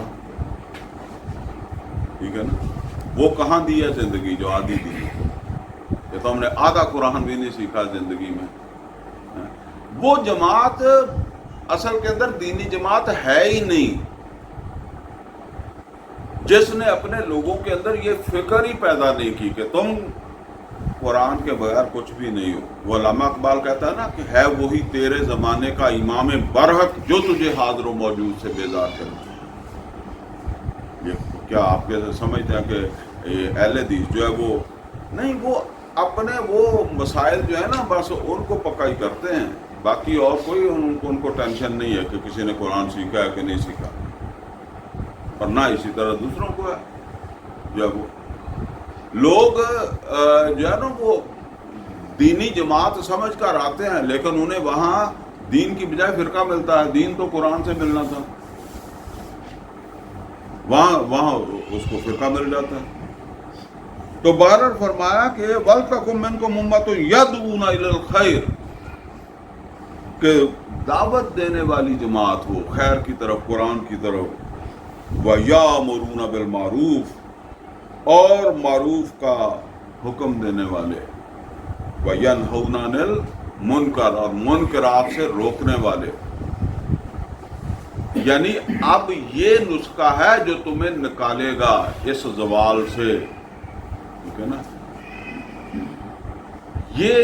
یہ نسخہ استعمال کرو گے تو زوال سے نکلو گے، یہ نہیں کرو گے تو پھر ایسے ہی رہے گا. آگے فرمایا وَأُولَٰئِکَ هُمُ الْمُفْلِحُونَ. یہ آخری الفاظ نوٹ کریں، وَأُولَٰئِکَ هُمُ الْمُفْلِحُونَ، اور یہی فلاح پائیں گے. فلاح پانے کا مطلب ایک تو آخرت کی فلاح ہے، ایک ہے کامیاب یہی ہوں گے. دنیا میں بھی کامیابی اگر پہلے بھی ملی ہے تو وہ اسی بنیاد پر ملی ہے. اللہ کہتا اب بھی ملے گی تو اسی بنیاد کے اوپر جب وہ ملے گی. چلیں دنیا میں نہ بھی ملی تو آخرت میں تو کی بات ہے، آخرت کی فلاح تو انہی کے لیے ہے. وَأُولَٰئِکَ هُمُ الْمُفْلِحُونَ. یہ جد و جہد فرض ہے، نوٹ کرنا، یہ نفل نہیں ہے، یہ فرض جد و جہد ہے. اب آگے کیا فرمایا ولا تکونوا کالذین تفرقوا، ان لوگوں کی طرح نہ ہو جاؤ جن میں تفرقہ پیدا ہو گیا تھا، یعنی جنہوں نے مطلب یہ ہے کہ اللہ کی ہدایت سے دوری اختیار کی، نتیجہ کیا نکلا؟ اچھا پھر جب یہ آیات نازل ہو رہی ہیں بدر سے پہلے اور بدر کے بعد، تو پھر وہ کون تھے؟ وہ سابقہ امت، تفرقے پیدا ہوئے کتاب کی وجہ سے۔ ہم نے وہ جو ہے نا وہ سورہ بقرہ میں بھی ایک آیت پڑھی تھی، مجھے اس کا نمبر اب یاد نہیں ہے، اس کے اندر بھی تھا وَمِنْهُمْ أُمِّيُّونَ لَا يَعْلَمُونَ الْكِتَابَ، ان میں سے ہیں امی جنہیں پتہ ہی نہیں اپنی کتاب کا کہ ہماری کتاب میں لکھا کیا ہے، آج ہمیں بھی نہیں پتا، وہ آیت آج ہمارے اوپر فٹ ہوتی۔ تو جو ہے نا وہ انہوں نے اللہ کی کتاب سے لا تعلقی اختیار کی تھی، تو نتیجہ کیا؟ فرقے بن گئے، اور فرقے بننے کا نتیجہ کیا نکلا؟ کہ وہ اپنی ذاتی زندگیوں میں اسلام رہ گیا۔ یہ پیچھے آیت نمبر 85 کے اندر وہ ہم نے مضمون پڑھا، اگر آپ کو یاد ہے، میں نے وہاں آپ کو بتایا تھا کہ میں آگے بھی اس پر بات کروں گا، تو وہ یہ میں بات کر رہا ہوں۔ اللہ تعالیٰ نے فرمایا وَمَن يَبْتَغِي غَيْرَ الْإِسْلَامِ دِينًا، یہ 85 نمبر آیت کا حوالہ دے رہا ہوں، وَمَن يَبْتَغِي غَيْرَ الْإِسْلَامِ دِينًا، جو پسند کرے گا، قبول کر لے گا، سازگاری اختیار کر لے گا، یعنی اس کے مقابلے میں کیا چیز ہے؟ میں پسند نہیں کرتا، میں قبول نہیں کرتا، میں سازگاری اختیار نہیں کرتا، تو میں پھر اس کے خلاف کھڑا ہوں۔ یعنی جس چیز کو میں پسند نہیں کرتا، جس کو میں قبول نہیں کرتا، تو اس کو میں یہاں اپنے سامنے آرام کے ساتھ پڑا رہنے دوں گا، میں اسے لات نہیں ماروں گا، ٹھیک ہے نا؟ اگر یہ یہاں ہی پڑا ہوا ہے، میں وہ کہا کرتا ہوں کہ اگر آپ کے دروازے کے آگے کتا مرا پڑا ہے تو کتا اٹھانا کس کی ذمہ داری ہے؟ میونسپل کمیٹی کی، بلدیہ کی ذمہ داری ہے۔ تو بلدیہ والے تو اپنی مرضی سے آتے ہیں۔ اب اگر تو آپ کو کتا ناپسند ہے تو آپ اٹھا کر خود پھینکیں گے، تو اگر آپ نے کہا کہ چلیں جی دروازہ تو تنگ ہے، دروازے کے آگے کتا ہے، میں ذرا خود ہی بلدیہ والے اٹھا لیں گے اور میں پاؤں ذرا اونچا کر کے اوپر سے جو ہے گزر جاتا ہوں، تو آپ نے سازگاری اختیار کر لی۔ اس کو کہتے ہیں پسند نہیں ہے پر چلیں گزارا ہو جائے گا، میرا گزر سکتا ہوں، اوپر سے ٹانگ اٹھا کے جو ہے نا وہ ذرا لمبا قدم اٹھا کے نکل جاؤں گا۔ تو یہی تو ہم طاغوت کے ساتھ کر رہے ہیں، غیر اللہ کی حکمرانی ہے نا، تو ہم وہ لمبی ٹانگ اٹھا کر نکل جاتے ہیں کہ چلیں۔ وَمَن يَبْتَغِي غَيْرَ الْإِسْلَامِ دِينًا، جس نے بھی ایسے دین کو، ایسے نظام زندگی کو قبول کر لیا، پسند کر لیا، اس کے ساتھ سازگاری اختیار کر لی، برداشت کر لیا کہ چلیں جی، اللہ تعالیٰ فرماتا ہے فَلَن يُقْبَلَ مِنْهُ، اس کا کوئی عذر قبول نہیں ہوگا، وَهُوَ فِي الْآخِرَةِ مِنَ الْخَاسِرِينَ، اور وہ آخرت میں خسارہ پائے گا۔ آگے کیا فرمایا؟ کیف یہد اللہ قوما کفروا بعد ایمانہم، اللہ کیسے ہدایت دے اس قوم کو، ان لوگوں کو جو کفر کر رہے ہوں، بعد ایمانہم، اپنے ایمان کے بعد کفر کر رہے ہوں، وشاہدوا ان الرسول حق، اور شہادت بھی دیتے ہوں کہ ہمارا رسول سچا ہے، ہمارا رسول برحق ہے۔ تو رسول نے تو سازگاری اختیار نہیں کی، تم کیوں کر رہے ہو؟ رسول نے تو جہاد کیا، اس کو برداشت نہیں کیا۔ تو یہ ہے اصل کے اندر جو ہے وہ، آج تو ہم سارے ہی اس کو برداشت کیے بیٹھے ہیں نا۔ تو فرمایا وَلَا تَكُونُوا كَالَّذِينَ تَفَرَّقُوا وَاخْتَلَفُوا مِن بَعْدِ مَا جَاءَهُمُ الْبَيِّنَاتُ، اس کے بعد کہ ان کے پاس واضح احکامات آ گئے تھے۔ اللہ نے تو کہہ دیا تھا کہ جس نے بھی قبول کیا ایسے دین کو جو اسلام نہیں ہوگا، تو فَلَن يُقْبَلَ مِنْهُ وَهُوَ فِي الْآخِرَةِ مِنَ الْخَاسِرِينَ كَيْفَ يَهْدِ اللَّهُ قَوْمًا كَفَرُوا بَعْدَ إِيمَانِهِمْ وَشَهِدُوا أَنَّ الرَّسُولَ حَقٌّ، اور وہ گواہی بھی دیتے ہوں واللہ لا یہدی القوم الظالمین، یہ ظالم ہے، اللہ ان کو کوئی زبردستی ہدایت نہیں دے گا اللہ۔ یہ بڑی سخت آیات ہے، آگے کا مضمون اور بھی سخت ہے۔ بہرحال اس وقت تو وہ یہ مسئلہ تھا سابقہ اہل کتاب کا، اب یہ مسئلہ کس کا بن گیا؟ اب یہ ہمارا بن گیا، اس لیے کہ ہمیں بھی تو اللہ نے کہا نا کہ یا ایھا الذین آمنوا ادخلوا فی السلم کافہ، پورے کے پورے اسلام کے اندر جب وہ داخل ہو جائے تو پورے کے پورے کیسے داخل ہوں گے بھائی؟ کلمہ تو پڑھ لیا، پورا ہی داخل ہے، پورے داخل ہوئے جب عرب کے اندر دین قائم ہوا۔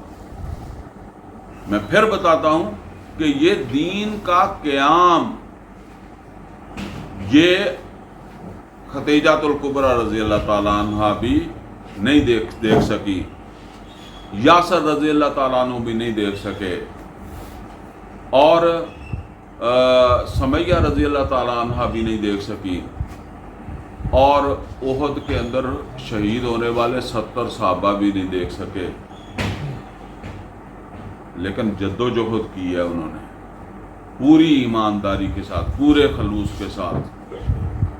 یہ تو وہ ہیں جو شہید ہو گئے۔ خدیجہ الکبریٰ رضی اللہ تعالیٰ عنہ تو وفات ہوئی ہے نا ان کی، ایسے کوئی موت آ سکتی ہے؟ ہمیں جد و جہد کے دوران ہی موت آ سکتی ہے، لہذا یہ کوئی لازمی نہیں ہے ہمارے لیے کہ ہم چوٹی پر نہیں پہنچے،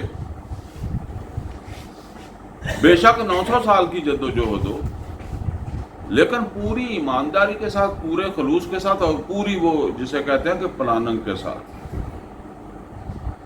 جس طرح ہم پلاننگ کے ساتھ اپنا کاروبار کرتے ہیں نا، دکان پلاننگ کے ساتھ چلاتے ہیں یا بغیر پلاننگ کے، وہ پوری ذمہ داری کے ساتھ، اسی طرح یہ کام کرنا ہے۔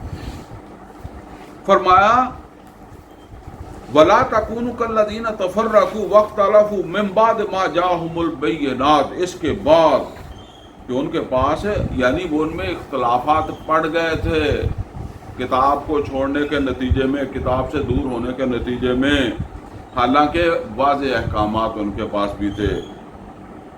مسلمانوں تم ان جیسا نہ ہو جانا، وَلَا تَكُونُوا كَالَّذِينَ تفرقوا، وہ تفرقے میں جو پڑ گئے تھے تم ان جیسے نہ ہو جانا، یہ اب نصیحت کی جا رہی۔ تو ہم تو ہو گئے، اس کے باوجود نصیحت کے ہو گئے نا۔ من بعد ما جاءهم البینات، اس کے بعد کہ ان کے پاس واضح احکامات آ گئے تھے، واولئک لهم عذاب عظیم، نتیجہ کیا ہے کہ وہ تفرقے میں پڑنے والے مسلمان اس جرم میں ایک عظیم عذاب کے مستحق بنے، تم نہ بن جانا۔ یوم تبیض وجوہ وتسود وجوہ، وہ دن اب بتایا جا رہا ہے، وہ دن جس دن کچھ چہرے جو ہے وہ سفید ہوں گے، وتسود وجوہ، اور کچھ ہوں گے سیاہ۔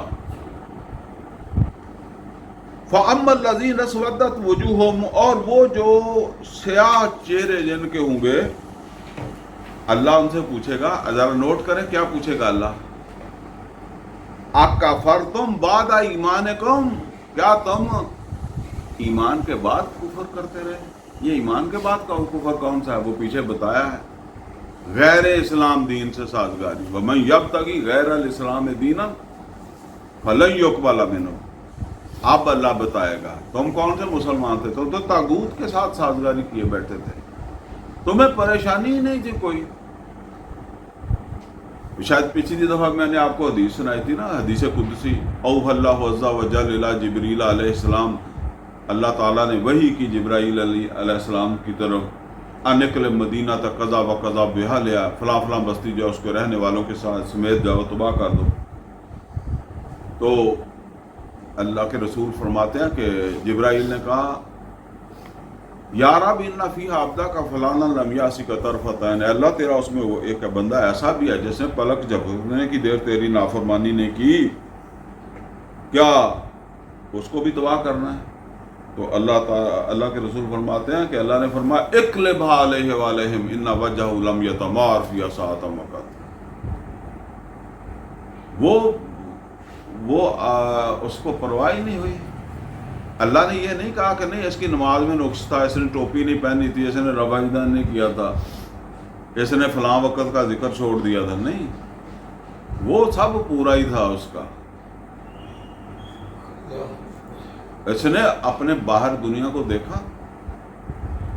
کیا اللہ صرف جو ہے وہ مسجد میں ہی اکبر ہونا چاہیے یا پوری زمین پر اللہ کا اکبر ہونا چاہیے؟ تو پھر اللہ تو ہر جگہ اکبر ہی ہے. کیوں کہا محمد رسول اللہ صلی اللہ علیہ وسلم کو یا ایھا المدثر قم فانذر وربک فکبر؟ یہ انذار اس وقت تک جاری رکھیں جب تک آپ کے رب کی کبریائی ہو جائے. تو اکفرتم بعد ایمانکم، کیا تم کفر کرتے رہے ایمان کے بعد؟ فذوقوا العذاب بما کنتم تکفرون، تو پھر چکھو عذاب جو تم کفر کرتے رہے، ناشکری اصل کے اندر کرتے رہے، یعنی ایمان لا کر بھی قدر نہیں کی اللہ کی ان آیات کی، اللہ کی اس ہدایت کی. وَأَمَّا الَّذِينَ ابْيَضَّتْ وُجُوهُهُمْ، اور وہ جن کے چہرے سفید ہوں گے، ففی رحمت اللہ، تو وہ ہوں گے اللہ کی رحمت میں. انہوں نے اپنا کام کیا ہوگا، وہ اوپر جو نسخہ بتایا ہے اس کے مطابق چلے ہوں گے. ہم فیہا خالدون، اور یہ اس رحمت میں رہیں گے ہمیشہ. فرمایا تلک آیات اللہ، لوگوں یہ ہاری ساری کی باتیں نہیں، ہماری وہ زبان میں کہتے ہیں نا کہ ہاری ساری دیا گلا نہیں، یہ اللہ کی باتیں ہیں.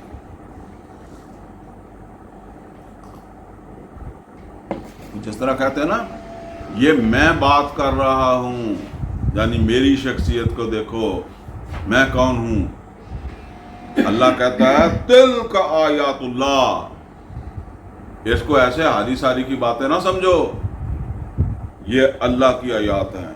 نتلوہا علیک بالحق، اے محمد صلی اللہ علیہ وسلم جو ہم آپ کے اوپر جو وہ نازل کر رہے ہیں بالکل حق، سچ، درست. وَمَا اللَّهُ يُرِيدُ ظُلْمًا لِلْعَالَمِينَ، اور اللہ جہان والوں کے اوپر ظلم نہیں کرتا کہ انہیں سمجھائے نہ، بتائے نہ اور خام خواہ جہنم میں پھینک دے. یعنی یہ سب کچھ جو ہے حق ہے، اور اللہ ظلم نہیں کرنا چاہتا، اس وجہ سے یہ باتیں واضح کر رہا ہے. وَلِلَّهِ مَا فِي السَّمَاوَاتِ وَمَا فِي الْأَرْضِ، اور تم کرو یا نہ کرو تو جو کچھ بھی آسمانوں میں زمین میں اس کا مالک کون ہے؟ وہ وہی ہے، وہی اس کا مالک ہے اور وہی اس کا حاکم ہے. ایک چھوٹا سا سمجھ لیں کہ علاقہ ہے نا، اب پاکستان بھر میں اب جو ہے وہ آپ دیکھیں کتنی بغاوت ہوئی ہے، ہو رہی ہے، یہ بلوچستان میں بھی، سرحد میں بھی. تو کوئی پاکستان کی حکومت جو ہے وہ اپنی جگہ کھڑی ہے کہ نہیں کھڑی؟ تو اگر زمین کے اوپر بغاوت بھی ہو جائے گی تو اللہ، وہ تو بہت بڑی سلطنت ہے اس کی. تو وہ کیا ہے؟ ریت کا ایک ذرہ ہے، اڑ کر ادھر سے ادھر ہو گیا، اتنی سی بات ہو جائے گی نا. یہ بتا رہا ہے اللہ، یہ کوئی اتنی بڑی بات نہیں ہے. وَلِلَّهِ مَا فِي السَّمَاوَاتِ وَمَا فِي الْأَرْضِ، یہ تو اصل کے اندر تمہارے لیے ہے، ٹھیک ہے نا، تمہارا امتحان ہے. وَلِلَّهِ مَا فِي السَّمَاوَاتِ وَمَا فِي الْأَرْضِ، اور اللہ ہی کا ہے جو کچھ آسمانوں میں زمین میں. وَإِلَى اللَّهِ تُرْجَعُ الْأُمُورُ، اور اللہ ہی کی طرف جو ہے وہ تمام معاملات کا انجام ہے. یعنی جو کچھ بھی ہو رہا ہے، کون اللہ کی آیات کی قدر کر رہا ہے، کون ناقدری کر رہا ہے، کون اللہ کے بتائے ہوئے نسخے کو استعمال کر رہا ہے، کون نظر انداز کر رہا ہے. زوال سے نکلنے کا نسخہ بھی ہم نے پڑھا ہے نا. تو یہ سب رپورٹ کدھر جا رہی ہے؟ اللہ کو پتا ہے کون کون طاغوت میں خوش ہے. طاغوت، حالانکہ فرمایا وَمَن يَكْفُرْ بِالطَّاغُوتِ وَيُؤْمِن بِاللَّهِ، جو طاغوت کا کفر کرے گا اور اللہ پر ایمان لائے گا. غیر اللہ کی حاکمیت طاغوت ہے. اس کا پہلے تو شعور ہی نہیں ہے نا.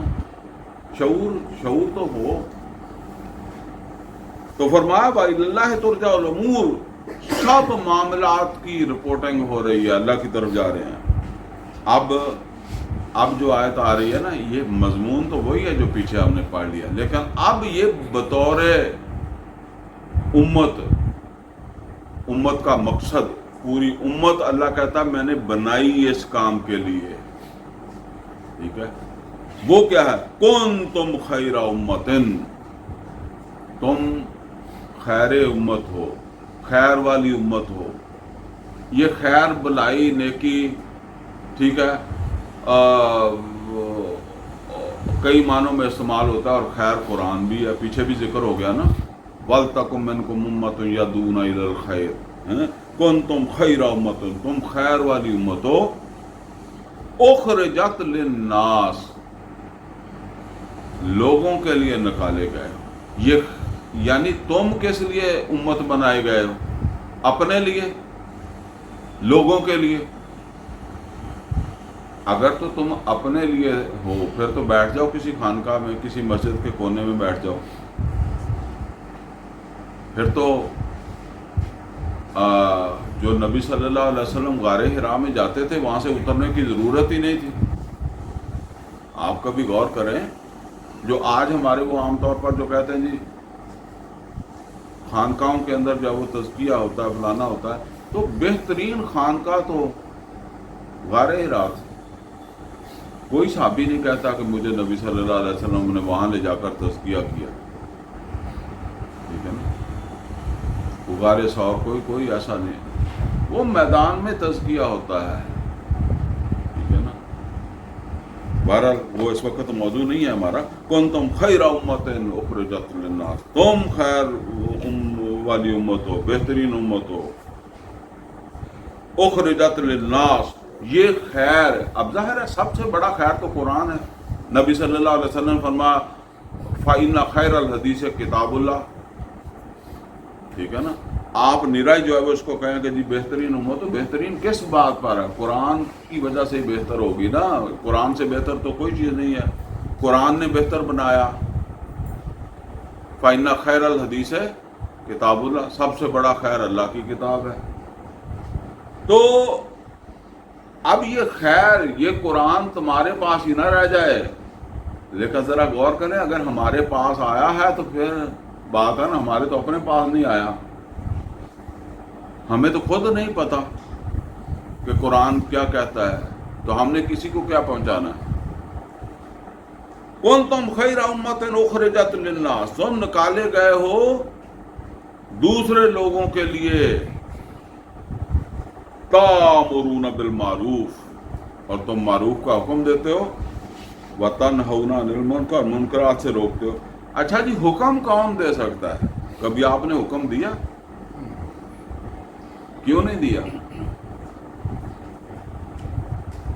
اس لیے کہ ہم دے سکتے ہیں صرف مشورہ. ہم بیوی کو بھی مشورہ ہی دے سکتے ہیں, اولاد کو بھی مشورہ ہی دے سکتے ہیں. نہیں تو وہ بیوی تھانے چلے جائے گی. ٹھیک ہے نا, اس کا مطلب یہ ہے کہ حکم تو دیتا ہے حاکم, ہاری ساری تو مشورے ہی دیتا ہے. کوئی مان لے تو کوئی نہ مان لے, یہی ہے نا. تبلیغی جماعت کیا دیتی ہے؟ مشورے دیتی ہے. جماعت اسلامی کیا دیتی ہے؟ مشورے دیتی ہے. ہم کیا دیتے ہیں؟ مشورے ہی دیتے ہیں. اللہ تو نہیں کہتا کہ مشورہ کے لیے, حکم کے لیے. اس کے لیے حکومت چاہیے, اقتدار چاہیے, وہاں تک پہنچو. سمجھیں؟ حکومت ہوگی تو حکم دو گے نا, مگر تو حکومت ہی نہیں ہے. جتنی ہے اتنا چلا لو بس. یہ بھی وہی ہے کہ چلیں جی میری تو یہاں چلتی تھی, میری ایک اپنے ملازم پر چلتی تھی. میں نے اسے کہہ دیا کہ جی میں تمہیں ملازم تبھی رکھوں گا اگر تم نماز بھی پڑھو گے. تو چلو, اس نے کہا چل جیڑی میں تیرے ساتھ نوکری میں آئے گی وہ پڑھ لوں گا, کیونکہ جو تیری نوکری میں نماز آئے گی وہ میں پڑھ لوں گا. باقی گھر والی میری اپنی مرضی ہے, وہاں تو یہ تو تیری پڑھنی ہے نا. تو یہ سمجھ لیں جی, یہ کام اصل کے اندر جو ہے نا وہ نبی صلی اللہ علیہ وسلم نے جا کر بتوں کو توڑا. کب توڑا؟ مکہ میں تو نہیں توڑا, توڑا جب حکومت بنائی ہے. ٹھیک ہے نا, پھر روکا بھی ہے. ٹھیک ہے, تو فرمایا کہ تامرون بالمعروف وتنہون عن المنکر، اور منکرات سے روکتے ہو، تؤمنون باللہ، کیا مطلب ہے تؤمنون باللہ کا؟ جب مسلمان ہے تو کیا اللہ پر ایمان نہیں رکھتے؟ تم اللہ کی باتوں کو مانتے ہو، تؤمنون باللہ، یہ ماننا نہیں ہے جی اذان کی آواز سنی ہے تو نماز نہیں پڑھی، نماز نہیں پڑھنے گیا، یہ ماننا نہیں ہے۔ جو جیسے وہ میں کہا کرتا ہوں نا کہ ہم قرآن کی تصدیق کرتے ہیں بغیر ہی پڑھے، اور کسی کاغذ پر بغیر پڑھے دستخط نہیں کرتے، کسی اسٹامپ پر بغیر پڑھے دستخط نہیں کرتے۔ کہتا ہے یار میں جب دستخط کر دوں گا تو پھر میں تو مطلب یہ ہے کہ پکڑا گیا، ذمہ دار بن گیا اس تحریر کا۔ وہ کبھی آپ اس کے پاس جائیں، وہ جو عرضی نویس وغیرہ ہوتا ہے وہ لکھ دیتے ہیں جی، جو جیسے نے انگوٹھا لگانا وہ کہتا ہے جی پڑھا سنا اور انگوٹھا لگایا، پڑھ سن کر بات سمجھ کر انگوٹھا لگایا۔ تو یہ قرآن کا انگوٹھا کیسے لگایا؟ بغیر ہی پڑھے سنے، ٹھیک ہے نا؟ اس لیے کہ اس تصدیق کی کوئی ویلیو ہی نہیں ہے۔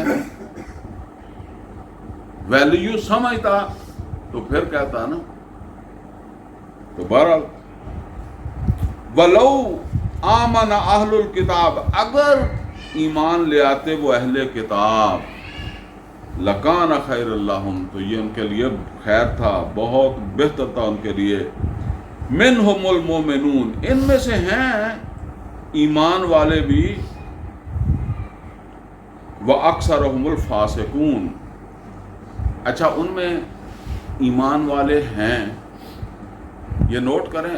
زمانہ تو میں نے پہلے آپ کو بتایا نا کہ بدر اور احد کے درمیان کا زمانہ ہے، تو ابھی تو اسلام صرف اتنی دور تک پہنچا نہیں ہے نا۔ تو عیسائیوں کی تو بڑی بڑی سلطنتیں ہیں، بڑے بڑے ملک ہیں، وہاں ہوں گے ایمان والے، ان تک بات پہنچے گی تو پھر ہی ہے نا انہوں نے قبول کیا یا نہیں کیا۔ نجاشی تک جب بات پہنچی تو نجاشی نے اسے قبول کیا نا۔ اسی طرح اور بھی لوگ عیسائی تھے، تو مطلب اتنی بڑی سلطنت میں کسی جگہ بھی ان کے ہاں کچھ لوگ ہو سکتے ہیں جن کو اللہ تعالیٰ فرماتا ہے کہ ہیں ان کے اندر، لیکن اکثریت کیا ہے؟ اکثریت فاسقوں کی ہے، اور آج یہی صورتحال ہمارے ہاں ہے۔ لَن يَضُرُّوكُمْ إِلَّا أَذًى، یہ جو اکثریت فاسقوں کی ہے یہ آپ کو پریشان تو کرے گی، لیکن لَن يَضُرُّوكُمْ إِلَّا أَذًى، یہ آپ کا کوئی نقصان نہیں کر سکیں گے، بس تھوڑی سی پریشانی، تنگ کرنا جیسے کہتے ہیں نا، ٹینشن بنانا، باقی آپ کو ناکام نہیں کر سکیں گے، آپ کا مشن نہیں روک سکیں گے۔ وَإِن يُقَاتِلُوكُمْ، اگر یہ جنگ کے لیے آئیں گے، يَوَلُّوكُمُ الْأَدْبَارَ، تو یہ پیٹھ دکھا کر بھاگیں گے۔ یعنی اس کا مطلب یہ ہے کہ اللہ کہتا ہے کہ ان کے ساتھ بھی لڑائی، جنگ کی نوبت آئے تو لڑنا ہے، ٹھیک ہے نا، پیچھے نہیں ہٹنا۔ ثُمَّ لَا يُنصَرُونَ، پھر کوئی ان کی مدد کو نہیں آئے گا، کوئی ان کی مدد نہیں ہوگی۔ ضُرِبَتْ عَلَيْهِمُ الذِّلَّةُ، ان کے اوپر ذلت تھوپ دی گئی ہے۔ اَيْنَمَا ثُقِفُوا، کہیں بھی یہ ہوں گے تو یہ ذلیل ہی ہوں گے، جیسے کہتے ہیں۔ اچھا یہ جو آیت ہم نے پڑھی ہے كُنتُمْ خَيْرَ أُمَّةٍ أُخْرِجَتْ لِلنَّاسِ، اس کے بالکل پیرلل وہاں آیت ہے سورہ بقرہ میں، وَكَذَلِكَ جَعَلْنَاكُمْ أُمَّةً وَسَطًا لِتَكُونُوا شُهَدَاءَ عَلَى النَّاسِ وَيَكُونَ الرَّسُولُ عَلَيْكُمْ شَهِيدًا، وہاں بھی امت کی ذمہ داری ایک اور انداز سے بتائی، شہادت علی الناس کا فریضہ ہے، تمہاری ذمہ داری ہے۔ یہاں وہی بات دوسرے طریقے سے جو وہ سمجھا دی گئی۔ وہاں کہا تم نے اس کی شہادت دینی، یہ قرآن پہنچانا ہے، شہادہ پہنچانا ہے۔ یہاں کہا کیا کہ تم خیر والی امت ہو، تمہیں یہ خیر دیا گیا، یہ قرآن ہے، یہ قرآن تم نے پہنچانا ہے۔ سمجھ آئی بات؟ الفاظ مختلف ہیں دونوں جگہ، لیکن بات ایک ہی ہے۔ وہاں کہا کہ وَكَذَلِكَ جَعَلْنَاكُمْ أُمَّةً وَسَطًا لِتَكُونُوا شُهَدَاءَ عَلَى النَّاسِ، تمہیں شہادہ دیا گیا ہے، تم نے اس شہادے کی شہادت دینی ہے۔ یہاں کہا گیا تمہیں خیر دیا گیا، خیر والی امت ہو، اور یہ تم نے خیر پہنچانا ہے، یہ تمہاری ذمہ داری ہے۔ تو فرمایا کہ वज़ुरिबत अलैहिमुज़्ज़िल्ला, इनके ऊपर जिल्लत थोप दी गई। ऐना मा सुकिफू, ये कहीं भी रहे, यानी इसी नाफरमानियों की वजह से, अल्लाह की किताब से दूरी की वजह से अब ये जलील होंगे कहीं भी हुए।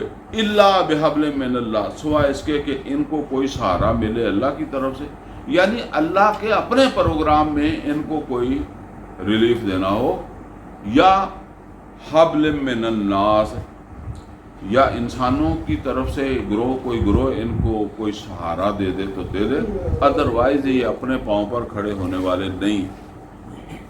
ठीक है ना। तो वहब्लिम मिनन्नास, या लोगों की तरफ से कोई सहारा, या इल्ला बिहब्लिम मिनल्लाह, या अल्लाह की तरफ से कोई उनको जो वो सहारा मिल जाए। और ये समझ लें कि जब ये आयात नादल हो रही है ना, दुनिया में यहूदियों के पास कोई मुल्क नहीं था। फिर मुसलमानों का दौर भी गुजर गया, उनके पास कोई मुल्क नहीं, और फिर मुसलमानों का ज़वाल भी आ गया, यहाँ तक कि वो ज़वाल भी ख़त्म होने लगा और मुसलमान फिर आज़ाद होने लगे 1947। तो यहाँ आकर फिर इसराइल के नाम से एक मुल्क बना, लेकिन वो ईसाइयों के सहारे, बरतानिया के सहारे के साथ वो जो है वो बना। यानी अंदाज़ा करें इतनी देर वो अल्लाह को मानने वाले, अल्लाह के रसूलों को की औलादें इतना अरसा जो है वो इस तरह ही दुनिया के अंदर जो वो रही। तो ये ज़िल्लत जिसका अल्लाह ताला जो वो जिक्र कर रहा है, तो फरमाया कि वबाउ बिग़ज़ब मिनल्लाह, ये अल्लाह का गज़ब लेकर लौटे। यानी इनको किताब मिली थी, इनके अंदर पैगंबर आए थे, लेकिन ये रहमत से महरूम और अल्लाह के गज़ब के मुस्तहिक़ बन गए। असल में तो मुसलमानों को समझाया जा रहा है कि तुम ना ऐसा हो जाए तुम्हारे साथ। वज़ुरिबत अलैहिमुल मस्कना, और इनके ऊपर जो है वो मुहताजी, मस्कनत, कमजोरी, बेहिम्मती, कम हिम्मती ये थोप दी गई।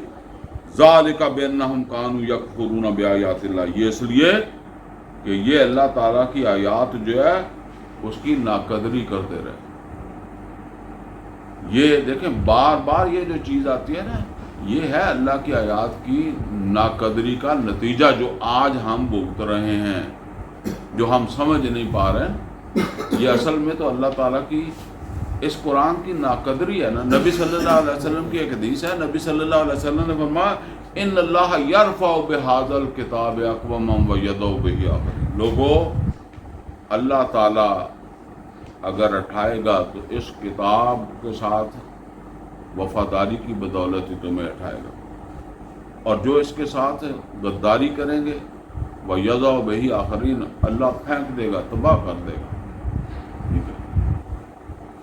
तो फरमाया कि ज़ालिका बिअन्नहुम कानू यकफुरूना बिआयातिल्लाह, कि इसलिए कि वो नाकदरी करते थे अल्लाह ताला की, उन्होंने नाकदरी की अल्लाह ताला की आयात की। व यक़्तुलूनल अंबिया बिग़ैरिल हक़, और नाहक नबियों को कत्ल किया। अब ये असल के अंदर क्यों ऐसा हो जाता है? देखें ना, एक नबी को कत्ल करने तक बात कैसे पहुंच जाती है। इसलिए कि जैसे वो मैंने आपको पहले बताया ना कि ये जो हमारे फिरके हैं, असल में ये बनाए किसने हैं? ये बनाए हैं मजहबी तबके में। वो मौलवी कह दें या कह दें तो फिर वो लोग नाराज़ भी हो जाते हैं, मौलवियन का नाम ला देता।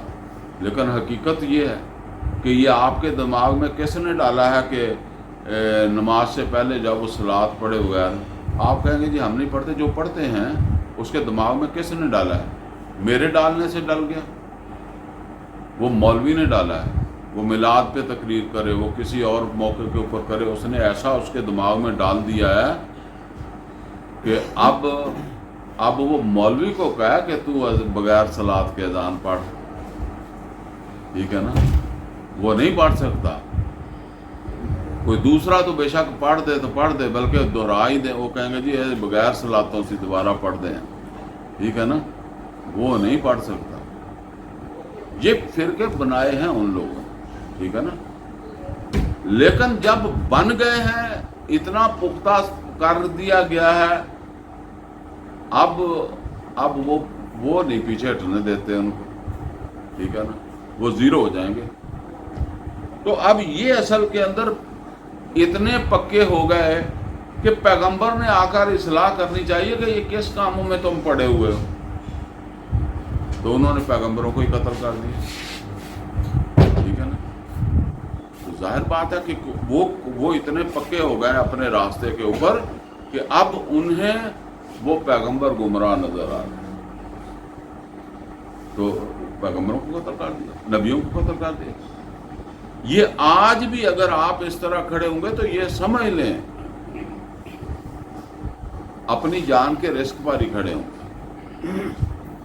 ये जो पीछे हमने पढ़ा ना कि वयक्तुलून अल्लज़ीना यामुरूना वयक्तुलून अल्लज़ीना यामुरूना बिलकिस्त मिनन नास, उन लोगों को कत्ल करते रहे जो लोगों में से इंसाफ की बात कहते थे, अदल की बात कहते थे, ठीक है ना, क्योंकि उनको ये गवारा नहीं है कि अदल कायम हो जाए।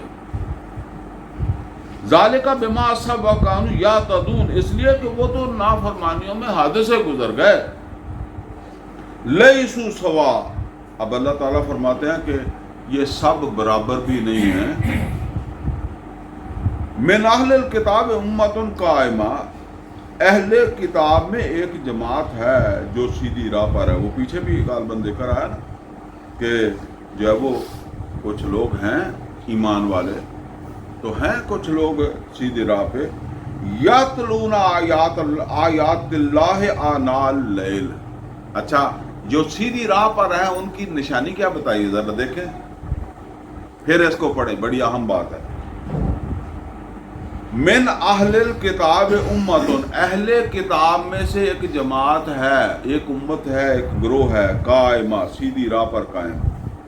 तो उसके सीधी राह पे कायम होने की असल वजह क्या है, वो किताब के साथ जुड़ी हुई है।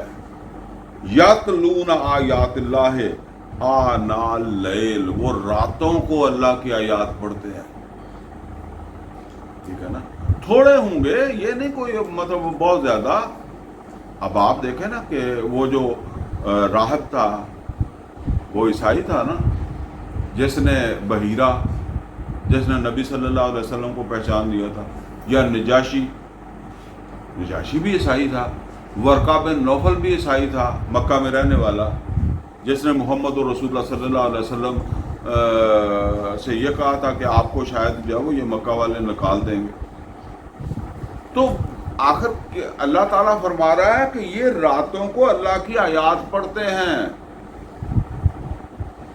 ये आयात के साथ जो इनका तल्लक है, जाहिर है वो कौन सी आयात पढ़ते थे भाई, वो जो उनकी अपनी आयात थी वही पढ़ते थे, अहले किताब की।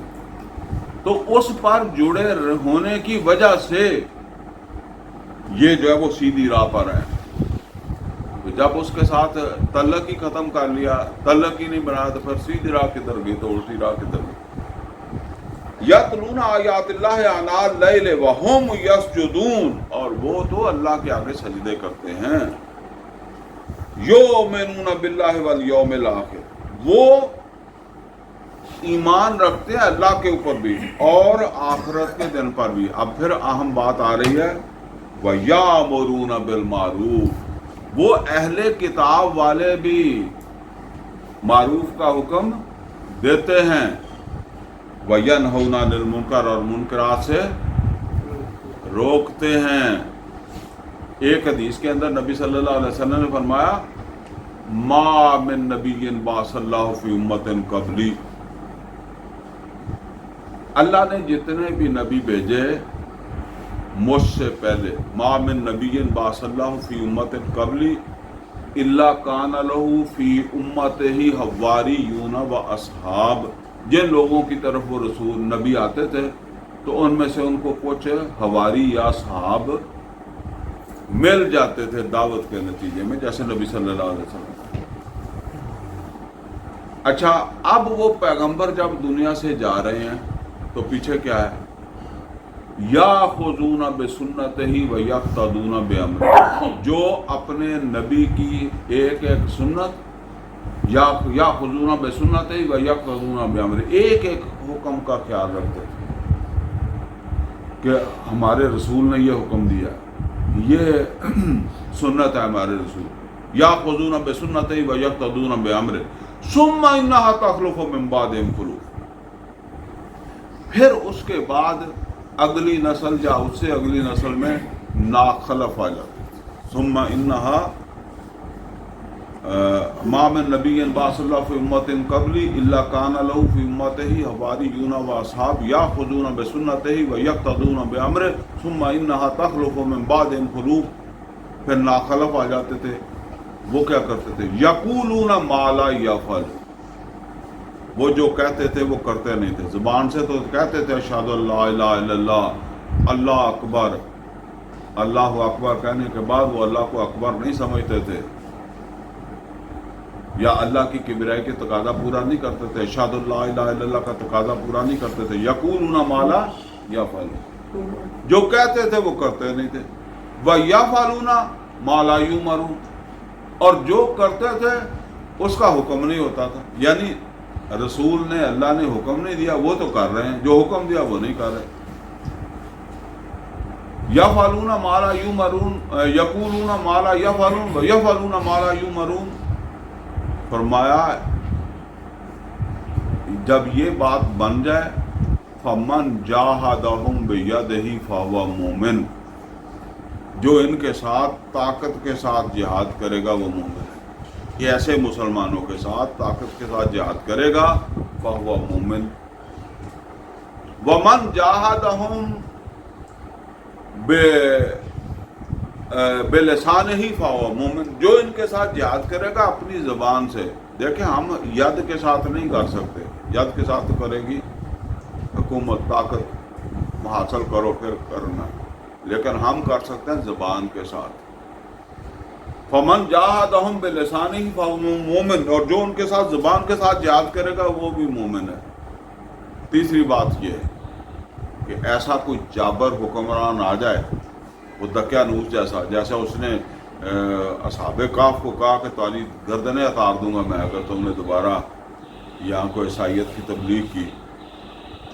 तो फमन जाहदहुम बिक़ल्बिही, ये फिर उस सूरत में है। फमन जाहदहुम बिक़ल्बिही फहुवा मोमिन, अगर आप यहाँ तक के हालात समझते हैं तो ठीक है, तो फिर अपने दिल में बुरा समझे। अच्छा, दिल में बुरा समझा, एक दूसरी हदीस भी है, बल्कि ये मैं पूरी कर लूँ, दूसरी में उसका बाद में आपको सुना देता हूँ। फमन जाहदहुम बिक़ल्बिही फहुवा मोमिन, जो अपने दिल में जिहाद करेगा। दिल में जिहाद कैसे होगा? नफरत हो गई है, मैं उसको पसंद नहीं करता, बेशक मेरा बेटा है, बेशक मेरा बाप है, जहाँ भी जो भी है, मैं उसको पसंद नहीं करता, तागूत को पसंद नहीं करता, अल्लाह की नाफरमानी को पसंद नहीं करता, लेकिन मैं कर कुछ नहीं सकता, बस दिल में ही जो है वो कुड़ता हूँ। फमन जाहदहुम बिक़ल्बिही फहुवा मोमिन। आगे फरमा वलैसा वरा ज़ालिका मिनल ईमान हब्बतु खरदल, अगर दिल में भी नहीं रहा तो वलैसा वरा ज़ालिका मिनल ईमान हब्बतु खरदल, अब तो फिर राई के दाने के बराबर भी नहीं रह गई, वो भी चला गया है। तो एक और हदीस के अंदर जो वो नबी सल्लल्लाहु अलैहि वसल्लम ने फरमाया कि बनी इसराइल की जो बुराई थी ना, वो यही असल में हुई थी। पहले पहले वो जिसको देखते थे गलत काम करता उसको रोकते थे, लेकिन फिर वो आहिस्ता आहिस्ता उन्होंने देखा कि लोग रोक नहीं रहे। मतलब इस आदमी को मैंने 2-4 दफ़ा समझाया नहीं। जिस तरह बात औक़ात आप अपने घर में देखें, जब औलाद बड़ी हो जाती है ना, और छोटा जब होता है ना उसको तो बाप मारता थप्पड़, जब बच्चा हो जाता है ना बड़ा, फिर बाप को असल में ये भी खतरा होता है कि अगर ये घर से भी भाग गया तो फिर भी मसला ही है? तो अगर इसने मुझे आगे से मार दिया फिर भी मसला ही है? बोल ही पड़ा मसला, तो फिर वो मेरे जैसे बंदे सोचते हैं कि यार अच्छा चलो यदि ज़बान बंद है, थोड़ा लिहाज करदा तो आप अखा एन कर लो। آپ نہ موقع دو بھی گل اتوں تک پہنچے. تو مطلب یہ ہے کہ پھر وہ انہوں نے جب دیکھا تو وہ پھر دائیں بائیں دیکھنے لگ گئے. مطلب بھائی بڑا سمجھایا، اب سمجھانا بند کر دیا. اور حدیث کے اندر ہے کہ اپنے تعلقات اسی طرح جاری رکھے. تو نبی صلی اللہ علیہ وسلم فرماتے ہیں پھر اللہ نے ان پر لعنت کر دی. اور نبی صلی اللہ علیہ وسلم نے فرمایا کہ مسلمانوں اگر تمہارے ساتھ یہ ہوا تو اللہ تم پر بھی لعنت کر دے. یہ میں حدیث کسی وقت آپ کو سناؤں گا، ٹھیک ہے نا، لیکن کیونکہ وہ اس کا پورا وہ متن میرے سامنے نہیں. تو اللہ کے نبی نے کہا کہ اللہ تم پر بھی لعنت کر دے گا کیونکہ یہ حرکتیں تم نے کرنی ہیں. ایک حدیث کے اندر نبی صلی اللہ علیہ وسلم نے فرمایا لَيَأْتِيَنَّ عَلَىٰ أُمَّتِي كَمَا أَتَىٰ عَلَىٰ بَنِي إِسْرَائِيلَ حَظْوَ النَّعْلِ بِالنَّعْلِ. میری امت کے اندر وہ سب خرابیاں آ جائیں گی جو بنی اسرائیل میں تھی، جیسے ایک جوتا دوسرے جوتے کے مشابہ ہوتا ہے. تو فرمایا کہ یؤمنون باللہ والیوم الآخر، وہ اہل کتاب بھی اللہ اور آخرت کے اوپر ایمان رکھتے ہیں. وَیَأْمُرُونَ بِالْمَعْرُوفِ، معروف کا حکم دیتے ہیں. وَیَنْہَوْنَ عَنِ الْمُنکَرِ، منکرات سے منع کرتے ہیں. وہ اہل کتاب بھی جو اتنے بگڑے ہوئے تھے ان میں بھی ایسے لوگ ہیں جو اپنا فرض ادا کرتے ہیں. تو یہاں کتنے لوگ اپنا فرض ادا کرتے ہیں؟ وَيُسَارِعُونَ فِي الْخَيْرَاتِ، اور وہ نیکی کے کاموں میں بڑھ چڑھ کر حصہ لیتے ہیں، یعنی اچھے کام کے لیے آگے بڑھتے ہیں. وَأُولَٰئِکَ مِنَ الصَّالِحِینَ، اور یہ صالحین میں سے ہیں. ابھی بڑی سلطنت رومہ بڑی دور تک پھیلی ہوئی ہے، اس میں عیسائی ہوں گے، دور دور ہوں گے، ابھی تک وہ پیغام پہنچا نہیں ہوگا ان تک کوئی پیغمبر ہے. ظاہر ہے پیغام پہنچے گا، پھر وہ اس کو مانتے ہیں نہیں مانتے یہ تو سوال بعد میں اٹھنا ہے نا. وَمَا يَفْعَلُوا مِنْ خَيْرٍ، اور جو بھی یہ خیر کا کام کریں گے فَلَن يَكْفُرُوا، اللہ اس کی ناقدری نہیں کرے گا. وَاللَّهُ عَلِيمٌ بِالْمُتَّقِينَ، اور اللہ تقوی والوں کو جانتا ہے، اللہ کے علم ہے تقوی والے. ان الذین کفروا، بے شک وہ لوگ جنہوں نے کفر کیا یا جنہوں نے اللہ کی آیات کی ناقدری کی، لن تغنی عنہم اموالہم ولا اولادہم من اللہ شیئا، تو کچھ فائدہ نہ دے سکیں گے ان کے مال اور ان کی اولادیں، کوئی تحفظ نہ دے سکیں گے ان کو اللہ تعالیٰ کے ہاں کچھ بھی، یعنی اللہ کی سزا سے بچنے کے لیے کوئی تحفظ نہیں دے سکیں گی. وَأُولَٰئِکَ أَصْحَابُ النَّارِ، اور یہ ہوں گے آگ والے. ہم فیہا خالدون، اور اس میں ہمیشہ رہنے والے. مَثَلُ مَا يُنْفِقُونَ فِي هَٰذِهِ الْحَیَاةِ الدُّنْیَا، مثال ہے ان کی جو یہ خرچ بھی کریں اس دنیا کی زندگی میں. یعنی ایسے لوگ جو نہ معروف کا حکم دے، نہ منکرات سے روکے، نہ وہ اپنا کو فرض، نہ کوئی اللہ کی کتاب کے ساتھ تعلق، نہ یہ مطلب یہ ہے کہ کوئی تقوی نہیں ہے، دعویٰ ایمان کا ہے، پھر کوئی نہ کوئی نیکی کے کام بھی کرتے ہیں. تو فرمایا مَثَلُ مَا يُنْفِقُونَ فِي هَٰذِهِ الْحَیَاةِ الدُّنْیَا، یہ اس دنیا کی زندگی میں جو بھی انفاق کریں گے، خرچ کریں گے، کَمَثَلِ رِیح، وہ ایسے ہی ہے جیسے کہ ہوا ہو، فیہا سرٌ، اور اس کے اندر ہو سخت سردی. سخت سردی جب ہوتی ہے تو ہمارے زبان میں کہتے ہیں کورا پڑنے لگ پہ. تو کورا کیا کرتا ہے؟ فصل کو جلا دیتا ہے، ٹھیک ہے نا. زیادہ پڑے، ہمارے وہ اتنا نہیں پڑتا، ٹھیک ٹھاک پڑے تو بڑے بڑے درخت سکھا دیتا ہے، سوکھ جاتے ہیں، ٹھیک ہے نا. تو ان کے ایسے انفاق کے اوپر جو ہے نا وہ آ گئی سرد ہوا. جو انفاق ہے اس کو کھیتی سے تشبیہ دی ہے نا. اصابت حرث قوم ظلموا انفسہم، اور یہ ٹھنڈی ہوا، کورے والی ہوا، برف والی ہوا آ گئی اس قوم کی کھیتی کو جس نے اپنے اوپر ظلم کیا تھا. فَأَهْلَكَتْ، تو ان کی اس نیکی کو بھی اس نے جلا کر رکھ دیا، ٹھیک ہے نا.